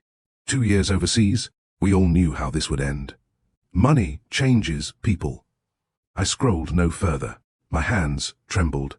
Not because I believed the rumors, because I couldn't believe how quickly strangers were willing to destroy someone they didn't know. That evening, Daniel called at our usual time. The moment his face appeared on the screen, I knew something was different. He looked exhausted, not physically, emotionally. You've seen it. It wasn't a question. I nodded. I have. I'm sorry. What are you apologizing for? Because I knew this might happen. That sentence surprised me. You did? He sighed deeply. The woman in the photo is named Sophia. Who is she? My translator. I blinked. Translator? He nodded. The manufacturing plant employs people from 12 different countries. I only speak English. So the company assigned someone to help during meetings. That's all? That's all. I studied his face carefully. He wasn't defensive. He wasn't angry. He looked disappointed. As we were leaving the airport, he continued, a local journalist asked if we could stand together for a photo welcoming international engineers. And you agreed. I didn't think twice about it. Neither would I have. He leaned closer to the camera. Emily? Yes? I know how this looks. I also know who you are. His shoulders relaxed ever so slightly. You believe me? I smiled. I married you. I didn't marry a rumor. For several seconds, Daniel couldn't speak. Then he quietly said, thank you. The next morning, however, the situation grew worse. By lunchtime, the story had spread to several gossip blogs.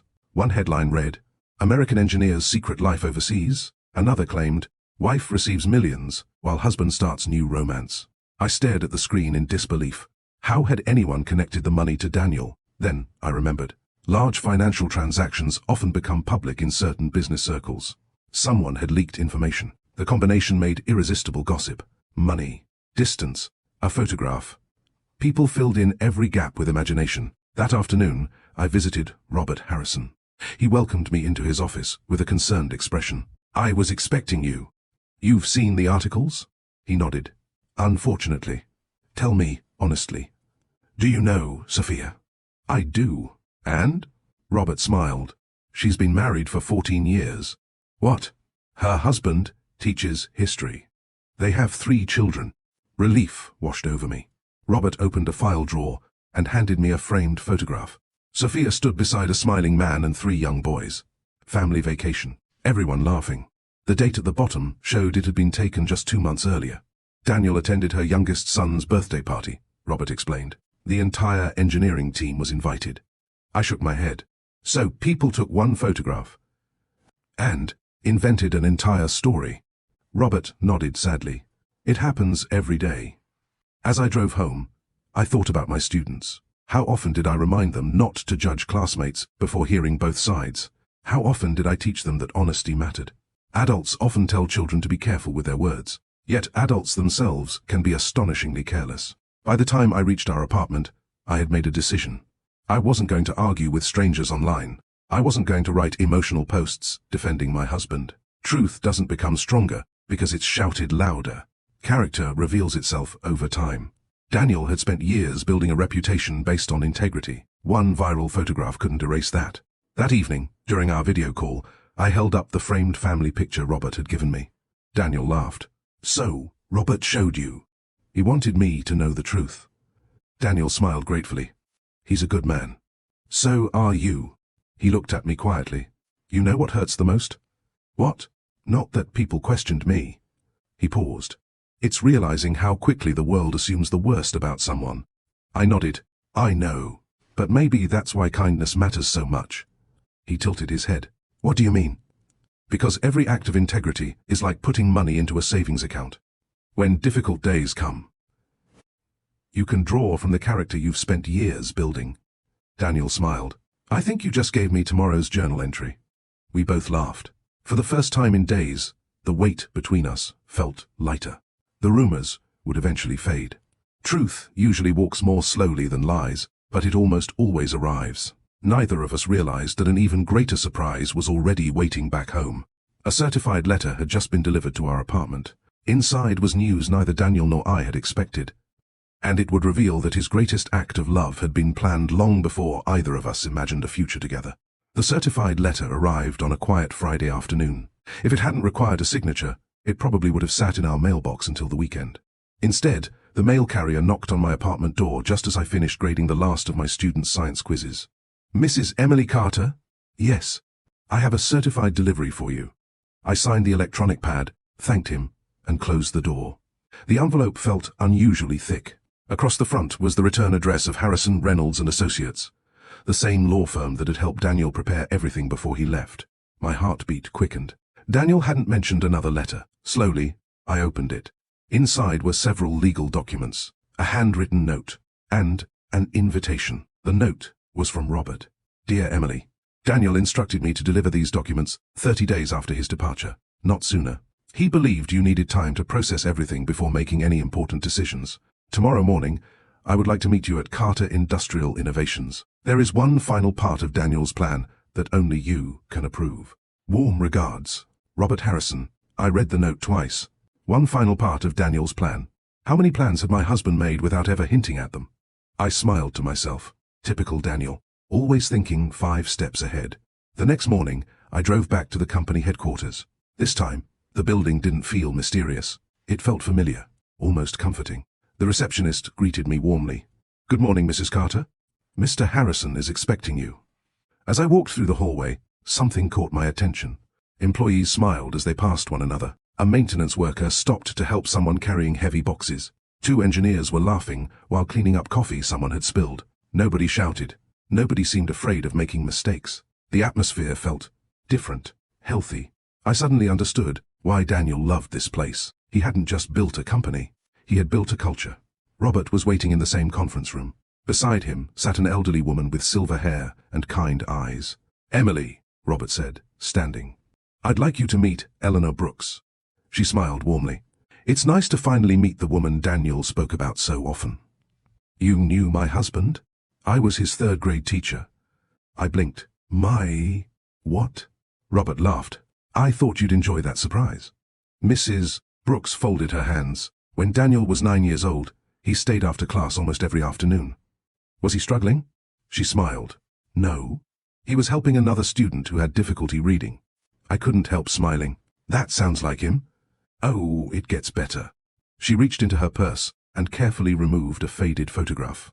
A young Daniel stood beside a shy little boy holding a reading certificate. That little boy's name was Ethan. He had dyslexia. Most children teased him. Daniel sat with him every day until he learned to read confidently. My eyes filled with tears. He was only 9. Mrs. Brooks nodded. Even then, he believed that success meant helping someone else succeed. Robert leaned forward. Emily. The learning center wasn't actually Daniel's first dream. It wasn't? He shook his head. No. His first dream was to make sure no child ever believed they were less than because they learned differently. Robert slid another folder across the table. This is why we asked you to come. Inside were architectural drawings, budgets, legal agreements, scholarship proposals, volunteer programs, teacher recruitment plans. At the very top was a single page titled The Carter Learning Foundation. I looked up. It's real? Robert nodded. Very. Construction can begin within 6 months. I stared at the papers. Daniel hadn't simply imagined this. He had prepared everything. Land had already been purchased. Permits approved. Architects hired. Financial projections completed. Every detail had been carefully planned. Only one signature remained blank. Mine. You mean, Robert smiled. You're now the chairperson. I nearly dropped the folder. Me? It was Daniel's wish. I've never run a foundation. You've spent your life teaching children. Mrs. Brooks smiled. You're more qualified than you think. I looked down again. Suddenly, the $5 million felt much smaller than it had a month ago. Because now, it had a purpose.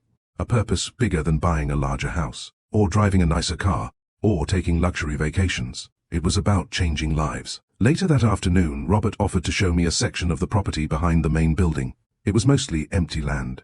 Wild grass swayed gently in the breeze. This is where the learning center will stand. I closed my eyes, imagining children's laughter echoing across the field.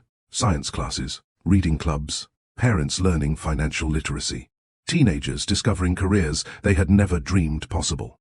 Then, something caught my attention. Near the corner of the property stood a large oak tree. Its branches stretched wide across the open field. Beneath it sat a simple wooden bench. Attached to the bench was a small brass plaque. I walked closer. The engraving read, "Dreams grow strongest when someone believes in them before the world does."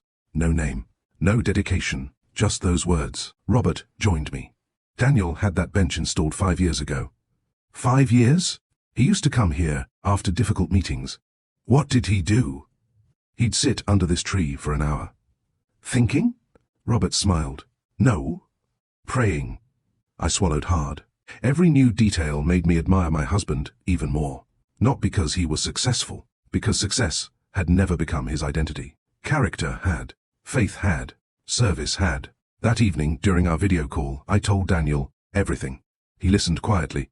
You met Mrs. Brooks? I did. He laughed. She used to give me extra homework. I don't believe you.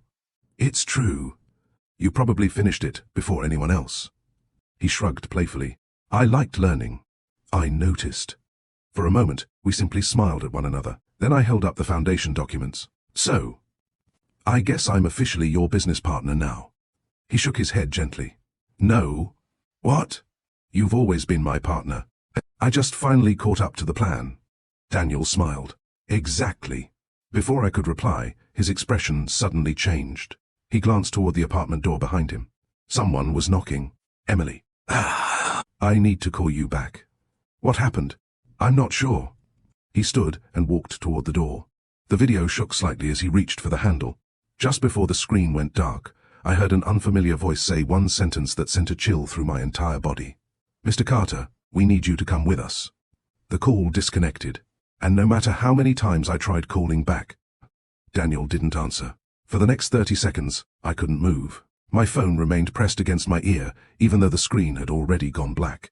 The only sound in the apartment was my own breathing. No. I whispered. No, Daniel. I tapped the screen again. Calling. No answer. I tried again. Straight to voicemail. Again. Voicemail. By the 5th attempt, my hands were shaking so badly that I nearly dropped the phone. My mind immediately raced toward the worst possibilities. Was he hurt? Was he arrested? Had there been an accident at the plant?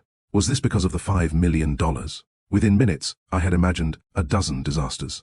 Then I remembered something Daniel had told me countless times. Never let fear finish a story that facts haven't started.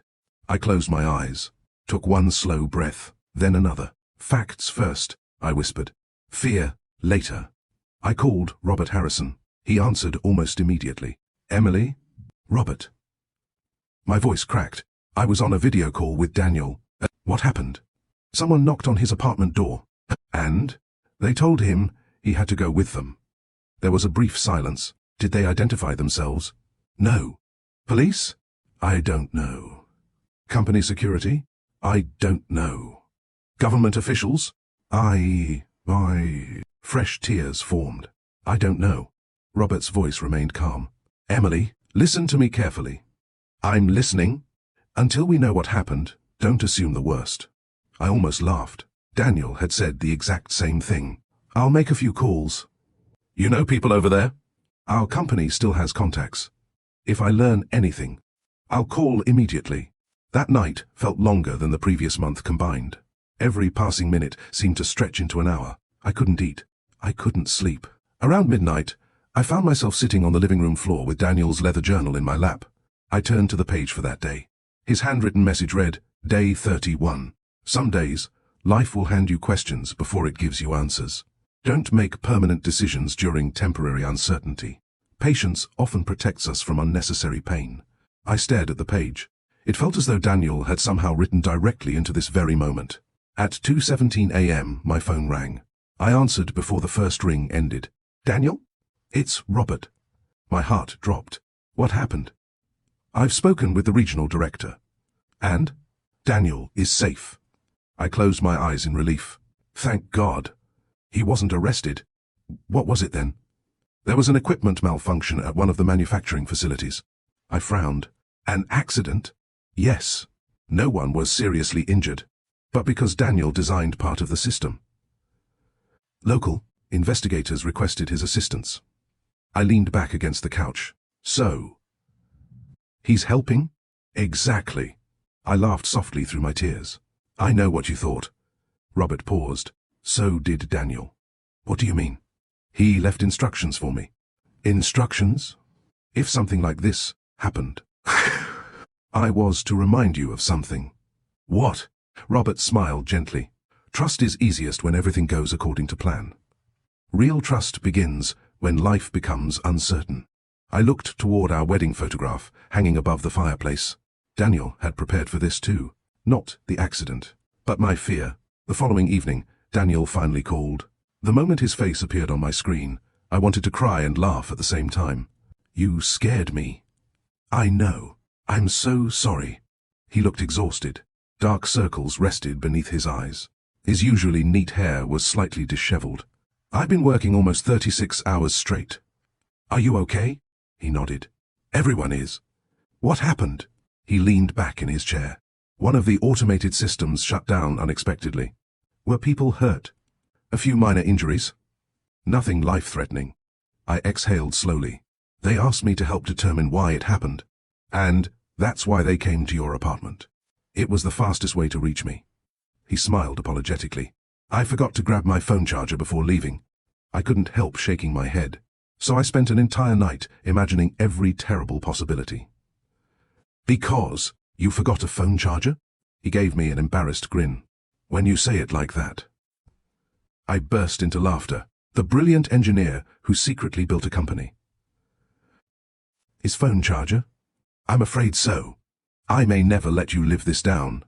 You probably shouldn't. For the first time in nearly 24 hours, we both laughed without forcing it.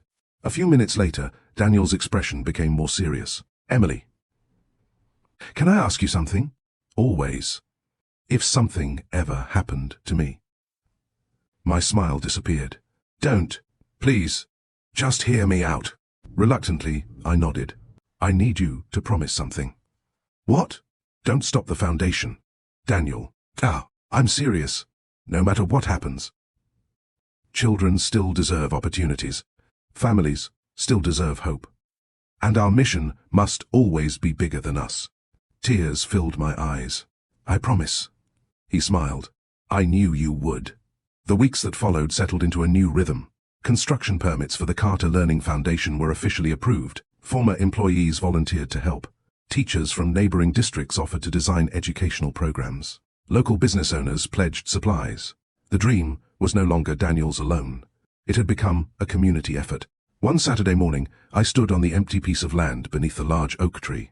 Workers had begun placing survey markers across the property. I closed my eyes, imagining children running across the future campus. Suddenly, I heard someone behind me. "Mrs. Carter?" I turned. A teenage boy stood nervously near the entrance. He looked about 16, thin, wearing a backpack that had clearly seen better days. "Can I help you?" He held out an old envelope. "My mom told me to give you this if I ever met you." I accepted it carefully. "Who's your mother?" "Melissa." The name sounded familiar. Then I remembered. The notebook. Daniel's employee.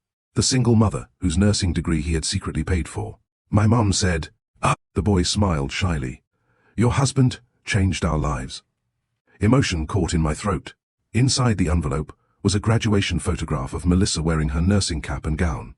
On the back, she had written one sentence. "One act of kindness doesn't end with one person. It echoes through generations." I looked up, but the young man had already started walking away. As I watched him disappear down the sidewalk, I finally understood something Daniel had been trying to teach me all along. Real wealth isn't counted in dollars. It's counted in the number of lives that become possible because someone chose to care. But even as that realization settled into my heart, another chapter of our journey was quietly beginning. Because thousands of miles away, Daniel was about to receive an offer that would test every promise we had made to each other, and force us to choose between even greater success and finally coming home. 3 months passed faster than I expected. The loneliness never completely disappeared. It simply learned to share space with purpose. Every weekday, I taught my third graders. Every evening, I worked alongside Robert and a growing team of volunteers on the Carter Learning Foundation. And every night, no matter how exhausted we were, Daniel and I kept the promise we had made in that notebook before he boarded the plane. One meaningful conversation, every single day. Some calls lasted an hour, others barely lasted 10 minutes. But neither of us ever allowed busyness to become an excuse. Because we had learned something many couples discover too late. Love doesn't survive because people have time. It survives because they make time. One rainy Tuesday evening, I was reviewing scholarship applications in our living room when my phone rang earlier than usual. "Daniel." I smiled as I answered. "You're early." "I know." His voice sounded different. Not worried. Not excited. Careful. The kind of careful that meant he had been rehearsing a conversation in his head. "Everything okay?" "Mostly." "Mostly." He rubbed the back of his neck. "I've been offered another position." I stared at the screen. "Another position?" He nodded. "The company wants me to stay after the project ends." My smile faded. "For how long?" "They haven't specified." "What does that mean?" "They're proposing a long-term executive role." Silence settled between us. "Where?" "Germany." The word hung heavily in the air. Germany, not North Carolina, not home. Thousands of miles away. "They've offered me a position as Director of International Engineering Operations." "Congratulations." I meant it. I truly did. But my heart felt strangely heavy. "They're offering." He hesitated. "A salary almost 3 times higher than my current contract." I closed my eyes for a brief moment. Years ago, that number would have changed everything. Now, it changed almost nothing. Money was no longer the question. The question was whether another promotion was worth another goodbye. I told them I needed time to think. "I'm glad. I won't answer without talking to you." I smiled softly. "You've always talked to me first." "Because we're a team." He leaned closer to the camera. "What are you thinking?" I answered honestly. "I think younger Emily would have told you to accept it immediately." "And today's Emily?" I looked toward the foundation blueprints spread across my dining table. Today's Emily had seen children receive scholarships because of Daniel's generosity. Today's Emily had watched volunteers repaint classrooms. Today's Emily had learned that purpose wasn't measured by income. I think... I paused.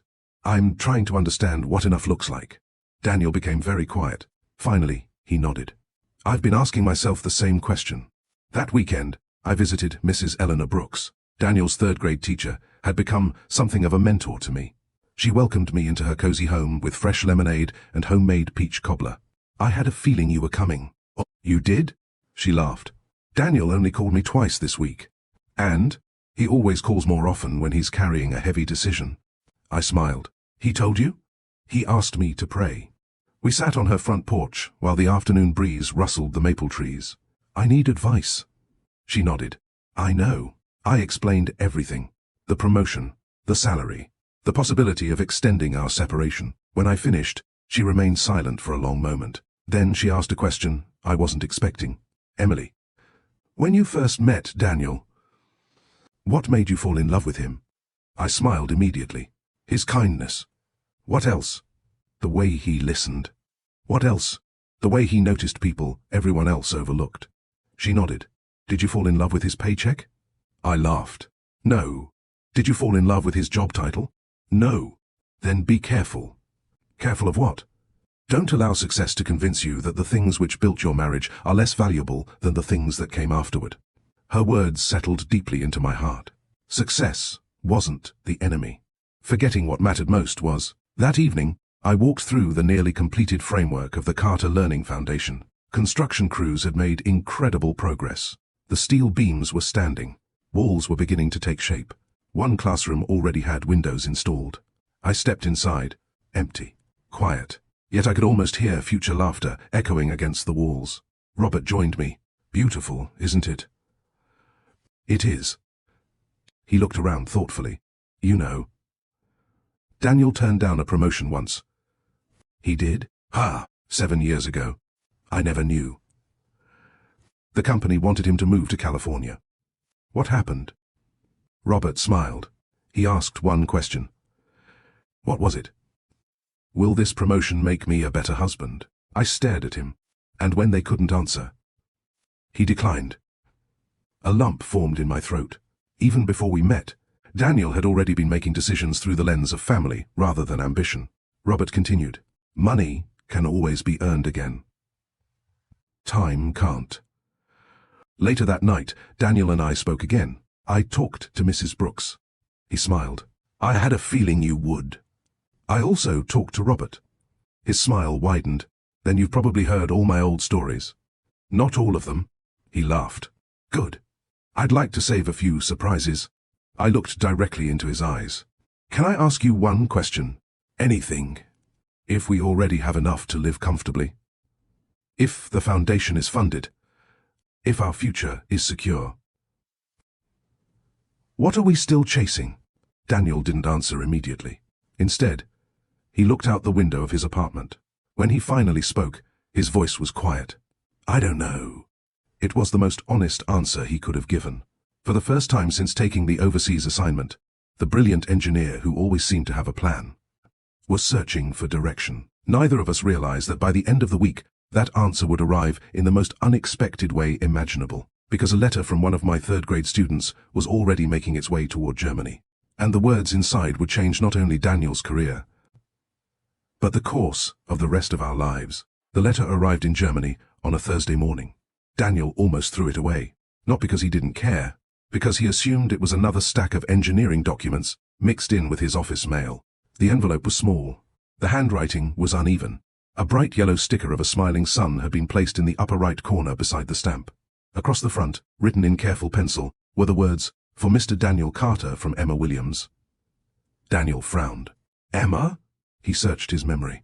Then he smiled. Emma, one of my third-grade students, the little girl who loved science experiments, the one who constantly asked questions that even adults struggled to answer. He carefully opened the envelope. Inside was a folded sheet of notebook paper, decorated with hand-drawn flowers, stars, and tiny hearts. A second piece of paper fell onto his desk. It was a crayon drawing. The picture showed a large school with children laughing outside, while two stick figures stood near the entrance holding hands. One was labeled Mr. Daniel. The other was labeled Miss Emily. Daniel laughed softly before unfolding the letter. Dear Mr. Daniel, Miss Carter told us that you're helping build important things in another country. I think that's really cool. But I wanted to tell you something. Last week we learned that builders don't only build buildings. Sometimes they build people's futures. Miss Carter smiles when she talks about you, but sometimes she also looks at the empty chair in her classroom before school starts. I think she misses you. My daddy works too much. My mommy says money is important, but she also says time is something you can never buy back. So, I hope when you're finished building those machines, you come home and help Miss Carter build the school she talks about. Because I think lots of kids need both of you. Love, Emma. Daniel read the letter twice, then a third time. By the fourth reading, his vision had blurred. He leaned back in his chair and stared out the window. Outside, cranes towered over the manufacturing complex. Hundreds of workers hurried between buildings. The project was one of the most advanced engineering facilities in Europe. Months earlier, standing there would have filled him with pride. Today, all he could think about was one sentence. Time is something you can never buy back. That evening, Daniel requested a private meeting with the company's regional president, Martin Keller. Martin was a respected executive in his late 50s, known for making difficult business decisions without hesitation. He welcomed Daniel into his office. "I've been hoping you'd stop by." Daniel smiled politely. "I assume this is about the offer." Martin nodded. "It is." He slid a folder across the desk. Inside was the official contract. The salary was even higher than Daniel had expected. There were stock options, performance bonuses, executive housing, a company vehicle, international travel. Practically every benefit an engineer could dream of. Martin folded his hands. "I've worked with exceptional people for 30 years. You are one of the finest engineers I've ever met. We'd like you to stay." Daniel quietly closed the folder. "I appreciate that." "So?" Martin smiled. "Can we welcome you permanently?" Daniel remained silent for several seconds. Finally, he reached into his jacket pocket. Not for the contract. For Emma's letter. "I'd like you to read something first." Martin looked surprised, but accepted the folded paper. The office became completely silent as he slowly read every line. When he finished, he carefully placed the letter back on the desk. "Your daughter?" Daniel smiled. "No. My wife's student." Martin leaned back thoughtfully. "Remarkable child." "She is." After another long silence, Martin asked quietly, "What are you trying to tell me?" Daniel looked around the spacious executive office. Then he answered with complete honesty. "For most of my career, I believed success meant solving bigger engineering problems." Martin nodded. "And now? I think success is making sure I don't miss the people I built everything for." Martin didn't interrupt. "My wife and I already have enough. We have a home. We have purpose. We're building something that matters. If I stay, I'll earn more." Daniel smiled gently.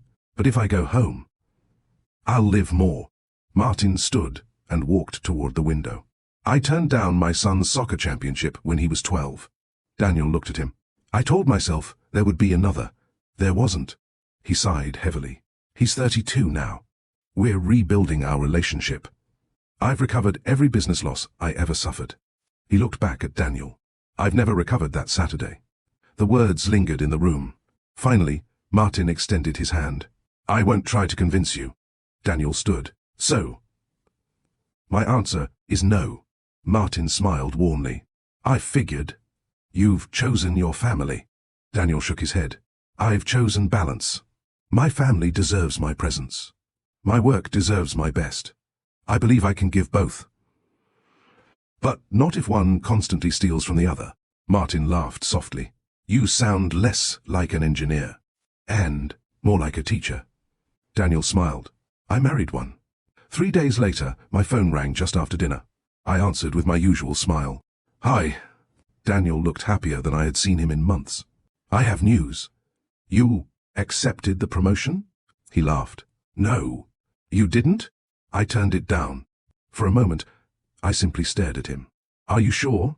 "I've never been more sure of anything." "What changed?" He held up Emma's letter. A third grader reminded me what success really looks like. Tears filled my eyes. "You really said no?" "I promised you 2 years. Not forever." I couldn't stop smiling. "So, you're coming home when the contract ends?" He nodded. "I'm coming home." Those 3 words were worth more than every dollar that had ever entered our bank account. For the first time since he boarded that plane, the finish line finally felt real. Neither of us knew that homecoming was now only months away. But before Daniel could return, one final challenge remained. A devastating storm would strike the town where our learning center was being built, threatening to destroy not only the project, but the dreams of hundreds of families who had placed their hope in it. The weather forecast sounded ordinary enough. Heavy rain expected throughout the weekend. In North Carolina, that wasn't unusual. We'd seen plenty of storms before. None of us imagined that within 48 hours, those simple words would become one of the greatest tests our community had ever faced. Saturday morning began with dark clouds rolling across the sky. By 9 o'clock, the wind had picked up.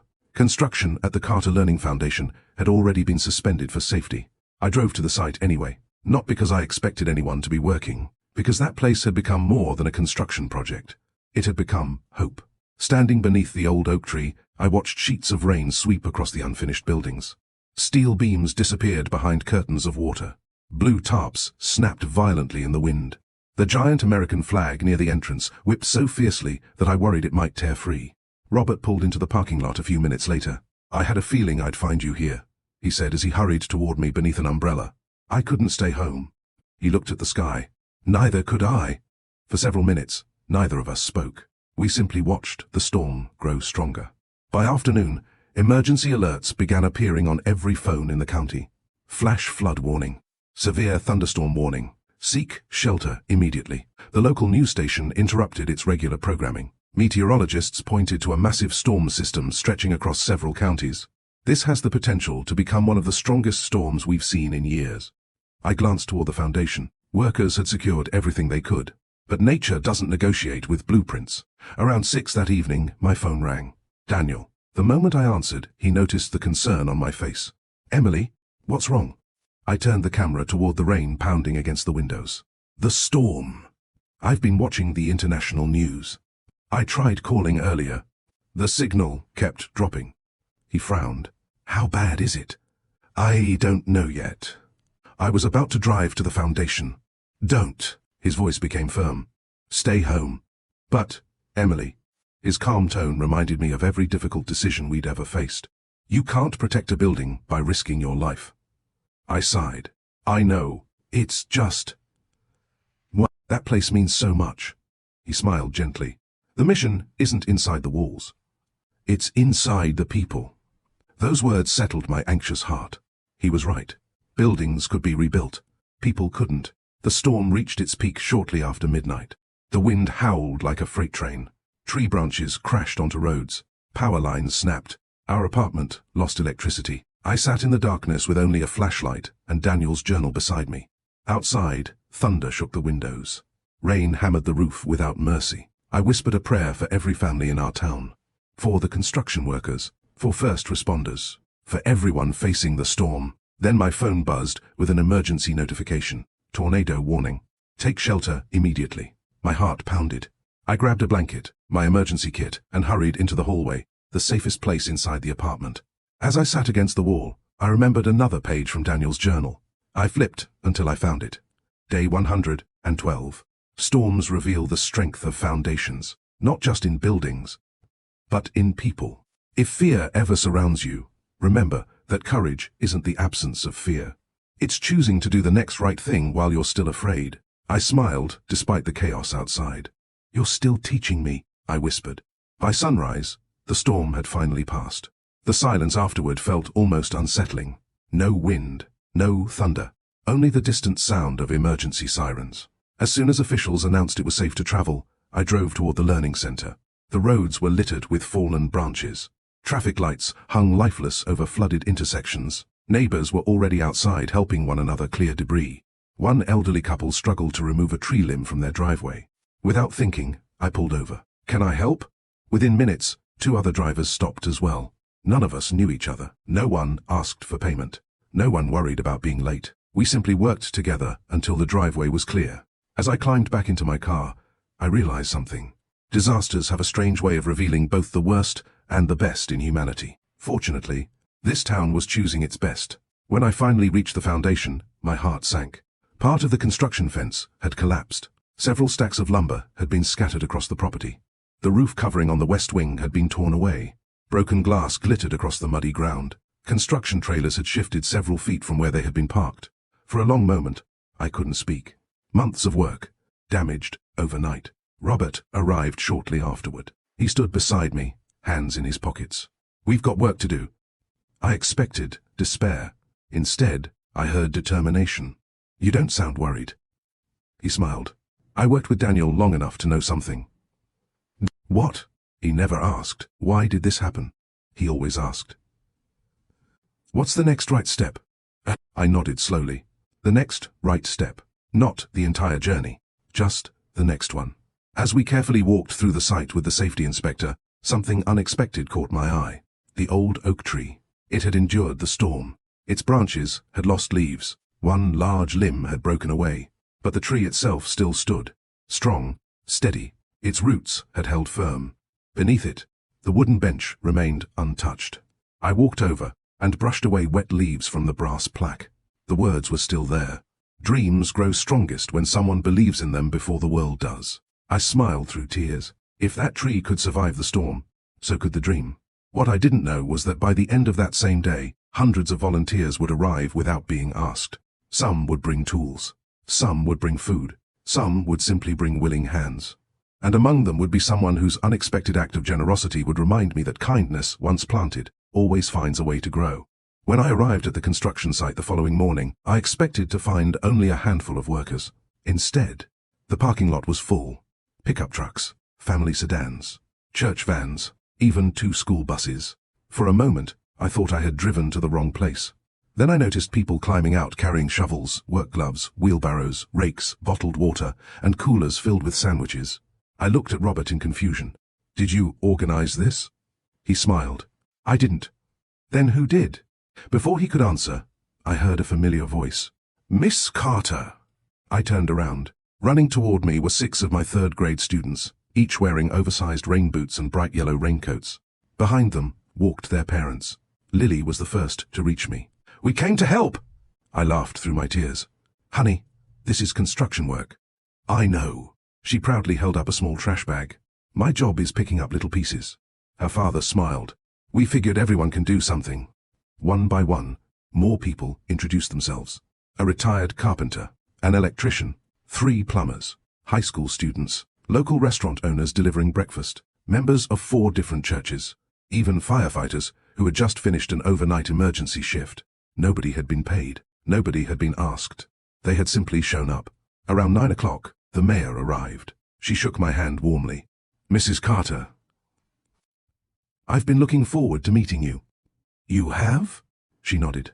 "When people heard about the damage, they also remembered everything your husband has quietly done for this town." I frowned. "What do you mean?" She smiled knowingly. "You really didn't know, did you?" I shook my head. "No."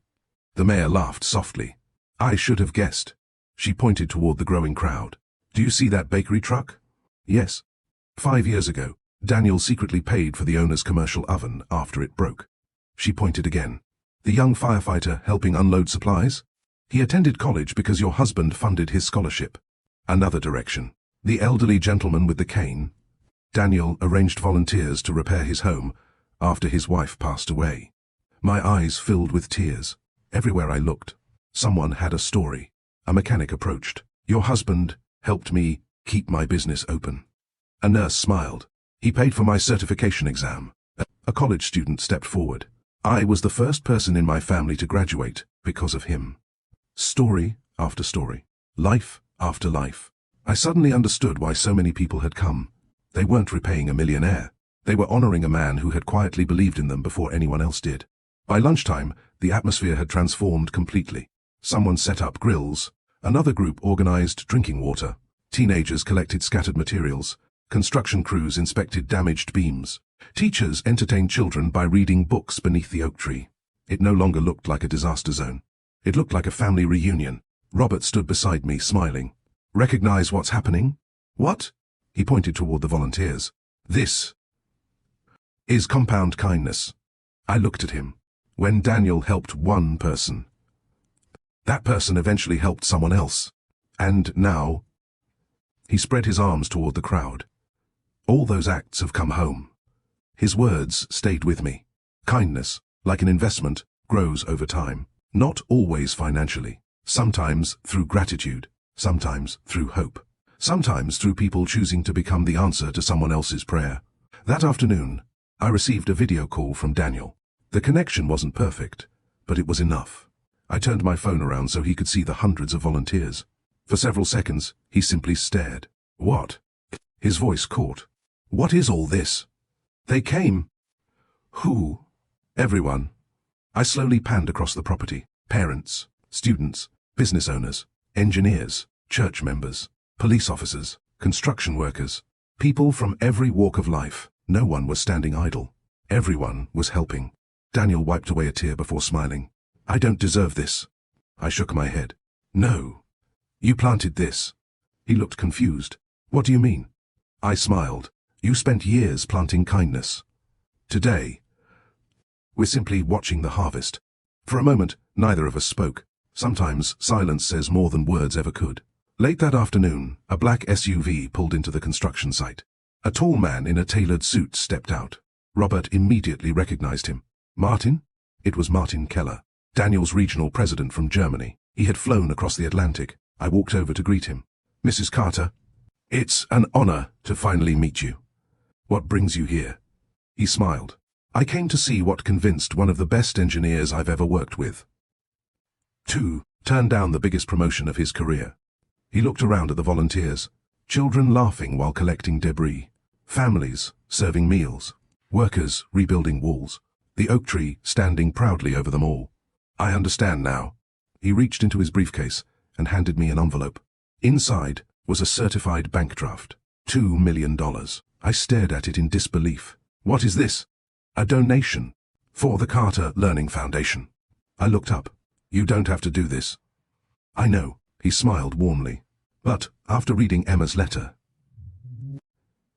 and after seeing the kind of people Daniel has inspired, I'd like our company to become part of this story too. Fresh tears filled my eyes. Thank you. Martin shook his head. Don't thank me. Thank the man who reminded me that companies don't exist simply to make profits. They exist to improve lives. 6 months later, the Carter Learning Foundation officially opened its doors. More than 500 people attended the ribbon-cutting ceremony. Children raced through the library with wide eyes. Parents toured classrooms. Teachers prepared lesson plans. Community volunteers welcomed families. As I stood beside the entrance, I noticed a familiar pickup truck slowly pulling into the parking lot. Old, slightly faded. Exactly the same truck Daniel had driven on our very first date. The driver's door opened. He stepped out carrying a single duffel bag.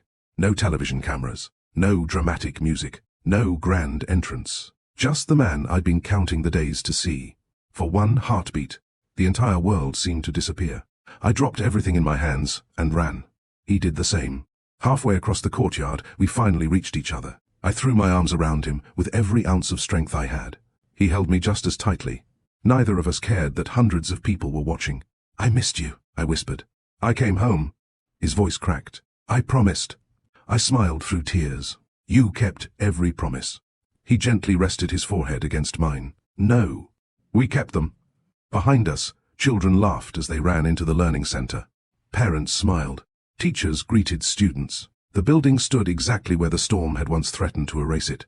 And in that moment, I realized something beautiful.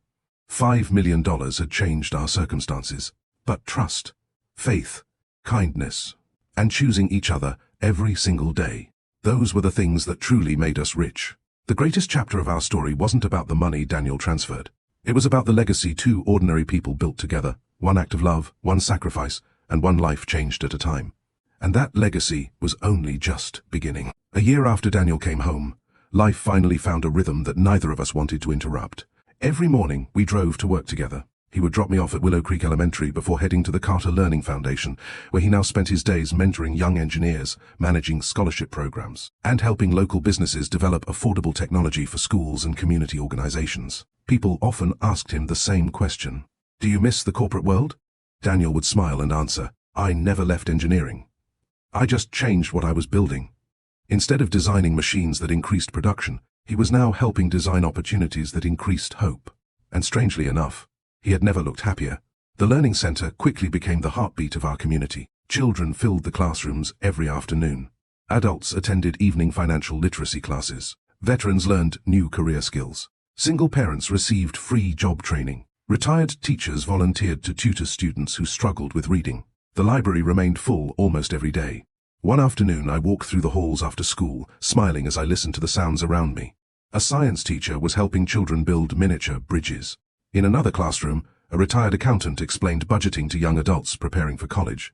Down the hallway, parents attended a workshop called Building Strong Families Through Better Communication. The building was alive. Not because of the walls, because of the people inside them.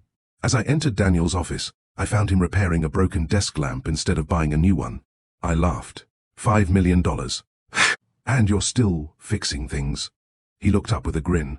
It still works. I shook my head. You haven't changed. I hope not. He tightened one final screw before plugging the lamp into the wall. The light immediately came on. There. Saved us $40. I rolled my eyes playfully. You know, most millionaires would simply buy another one. He stood and wrapped an arm around my shoulders. Emily. Money should solve problems. It shouldn't create waste. Even after everything we'd experienced, he still lived exactly as he had before. The old pickup truck remained parked outside. He still carried the same worn leather notebook.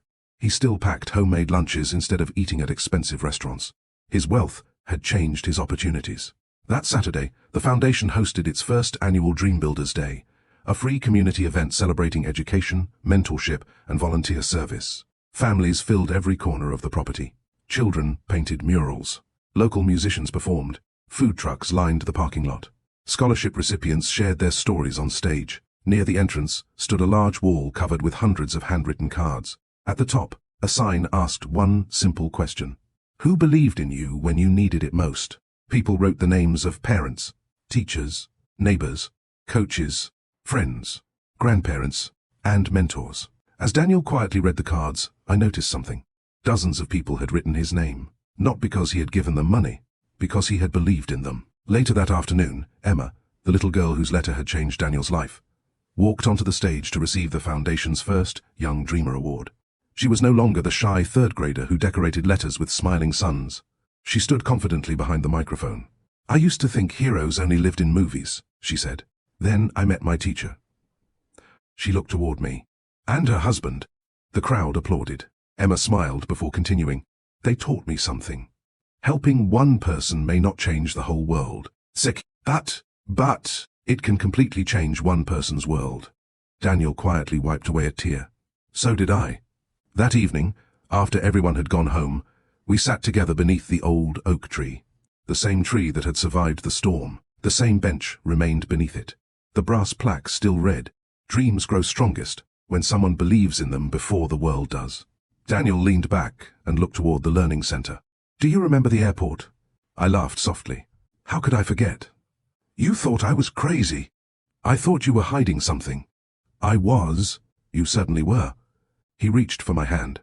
If I could do it all again, I'd probably tell you a little sooner. I smiled. I've been thinking about that. And? I would have wanted to know. He nodded. I figured. But. I squeezed his hand. I also understand why you waited. You wanted us to fall in love with each other. Not with what we could buy. He smiled. You always understand eventually. I laughed. Eventually? For a few quiet moments, we simply watched the sunset. No meetings, no deadlines, no international flights, just peace. The kind of peace that money could never purchase. As we stood to leave, a young father approached us carrying his little daughter. Excuse me? Daniel smiled. Of course. The man looked nervous. I just wanted to say thank you. For what? My daughter was diagnosed with a learning disability last year. He glanced toward the learning center. Because of your foundation, she now has tutors, therapy, and teachers who believe in her. His voice began to shake. For the first time. She believes she can become a doctor. The little girl smiled shyly. Daniel knelt until they were eye level. I have a question. What is it? She whispered. When you become a doctor, will you promise to help someone who thinks their dream is impossible? She nodded enthusiastically. I promise. Daniel stood, smiling. As the father walked away, I looked at my husband. You know what just happened? He shook his head. The future? He smiled. I hope so. Neither of us realized that the greatest reward for everything we'd built wasn't the foundation, the money, or even the lives already changed. It was knowing that kindness had become a chain reaction that would continue long after we were gone. And that realization would become the final lesson of our extraordinary journey. 5 years later, sometimes I drive to the learning center before sunrise, not because I have work to do, but because I love watching a dream wake up. The first person usually arrives around 6:30. It's almost always Mr. Jenkins, the retired librarian who insists on unlocking the library every morning because, in his words, books should never sleep later than children. A few minutes later, the cafeteria staff begin preparing breakfast. Then the teachers arrive. Then the volunteers. Then the buses. By 8 o'clock, the quiet campus transforms into something beautiful. Laughter echoes through the hallways. Backpacks bounce against little shoulders. Parents wave goodbye. Teenagers gather in the technology lab. Adults walk into evening certification classes with hope written across their faces. Everywhere I look, I see possibility, not because of the building, because of the people inside it. Daniel was right. Buildings don't change lives. People do. One Friday afternoon, our oldest son, Noah, walked into my classroom carrying a school assignment. He was 8 years old, the same age as many of my students. Dad said you could help me. I smiled. What's the assignment? He handed me a sheet of paper. Across the top it read, "Who is your hero?" I already know who I'm writing about, he said proudly. Oh? He nodded. Dad, I laughed. I had a feeling. Can you read it? I unfolded the paper. In careful handwriting, he had written, "My hero is my dad because he fixes things. Sometimes he fixes machines. Sometimes he fixes buildings. But my mom says the best thing he fixes is people's hope." By the time I reached the last sentence, tears blurred the page. Noah looked worried. Mom? Did I spell something wrong? I smiled through my tears. No, sweetheart. You got everything exactly right. That evening, after dinner, I handed Daniel the paper. He read it quietly, then folded it with extraordinary care. I'm keeping this forever. Noah grinned. You can frame it. I think I will. Our daughter Grace, who had just turned 5, climbed into Daniel's lap. Daddy? Yes, sweetheart. Are we rich? Daniel looked at me and smiled. Then he turned back to Grace. What do you think? She looked around the dinner table. Her big brother was laughing. I was smiling. The house was filled with warmth. After thinking very seriously, she answered, I think we are. Daniel kissed the top of her head. So do I. Children have an incredible way of recognizing wealth that adults often overlook. A few weeks later, the Carter Learning Foundation celebrated its 5th anniversary. More than 3,000 students had completed educational programs. Hundreds of adults had earned professional certifications. Dozens of small businesses had been launched through free entrepreneurship workshops. Scholarships had sent first-generation college students to universities across the country. Former students had returned as mentors. The dream had begun creating dreamers. During the anniversary celebration, the mayor invited Daniel to the stage. She handed him a plaque, recognizing his years of service. He accepted it graciously before stepping toward the microphone. The crowd applauded. When the room finally grew quiet, Daniel smiled. I appreciate this honor. But I'd like to tell you a secret. The audience leaned forward. I've been called successful many times. I've been called wealthy. I've been called an entrepreneur. He paused. But none of those titles mean as much to me. He looked toward me, then toward our children. As being called husband, father, teacher, and neighbor. The audience erupted into applause. When the room became quiet again, he continued. If you remember one thing from our story, I hope it isn't the $5 million. I hope it's this. He pointed toward the children sitting in the front row. The greatest investment you'll ever make isn't in a stock market, or a business, or a bank account. He smiled warmly. It's in people. Money grows with interest. People grow with love. And unlike money, love keeps multiplying every time it's shared. Many people wiped away tears. So did I, because I knew those weren't just words. He had lived every one of them. Later that night, after everyone had gone home, Daniel and I returned to the old oak tree. It had grown even larger. Its branches stretched farther than ever. The bench beneath it looked almost unchanged. Only one thing was different. A second brass plaque had been added beneath the first. It read, This learning center stands as a reminder that true wealth is measured not by what we keep, but by what we give away. Daniel smiled. You added that. I did. I like it. I was hoping you would. We sat together as the evening breeze rustled the leaves above us. For a long time, neither of us spoke. We didn't need to. Our story had begun with tears in an airport, with uncertainty, with distance, with a mysterious bank transfer. It had traveled through seasons of loneliness, moments of doubt, unexpected blessings, and countless acts of quiet sacrifice. Yet standing there beneath that oak tree, I finally understood something that had taken me years to learn. The $5 million was never the miracle. It simply gave us the opportunity to become one. The real miracle was a man who chose integrity over recognition. A marriage built on trust instead of possessions. A community transformed by ordinary people deciding to care for one another. And a love that grew stronger every time it was tested. If someone were to ask me today what my husband really gave me the day he boarded that plane, I wouldn't say $5 million. I'd say he gave me confidence that genuine love still exists. He gave me purpose beyond comfort. He gave me a legacy worth protecting. And most importantly, he taught me that the richest people in the world are not those who have the most, they are those who leave behind the most hope. Thank you for listening to our story. If it encourages even one person to love more deeply, forgive more quickly, trust more wisely, or help someone expecting nothing in return, then every chapter has been worth telling. Because, in the end, love was never the reward. Love was always the investment. Before you go, I'd love to leave you with one question. What do you think was Daniel's greatest gift to Emily? Was it the $5 million? Or was it the love, trust, sacrifice, and purpose he left behind? Share your answer in the comments. I read every single one, and I'd love to hear your thoughts. If this story touched your heart, reminded you of someone you love, or inspired you to believe that kindness and true love still exist, please like this video, subscribe to Love Stories by Mr. Johnson, and turn on the notification bell so you never miss another unforgettable story filled with powerful life lessons and heartfelt emotions. Most importantly, share this story with someone you care about. You never know whose faith in love, marriage, or humanity might be restored by hearing it. Until next time, remember this: real wealth isn't measured by what you keep, it's measured by the lives you touch. Thank you for spending your time with us. Stay kind, stay hopeful, and I'll see you in the next love story.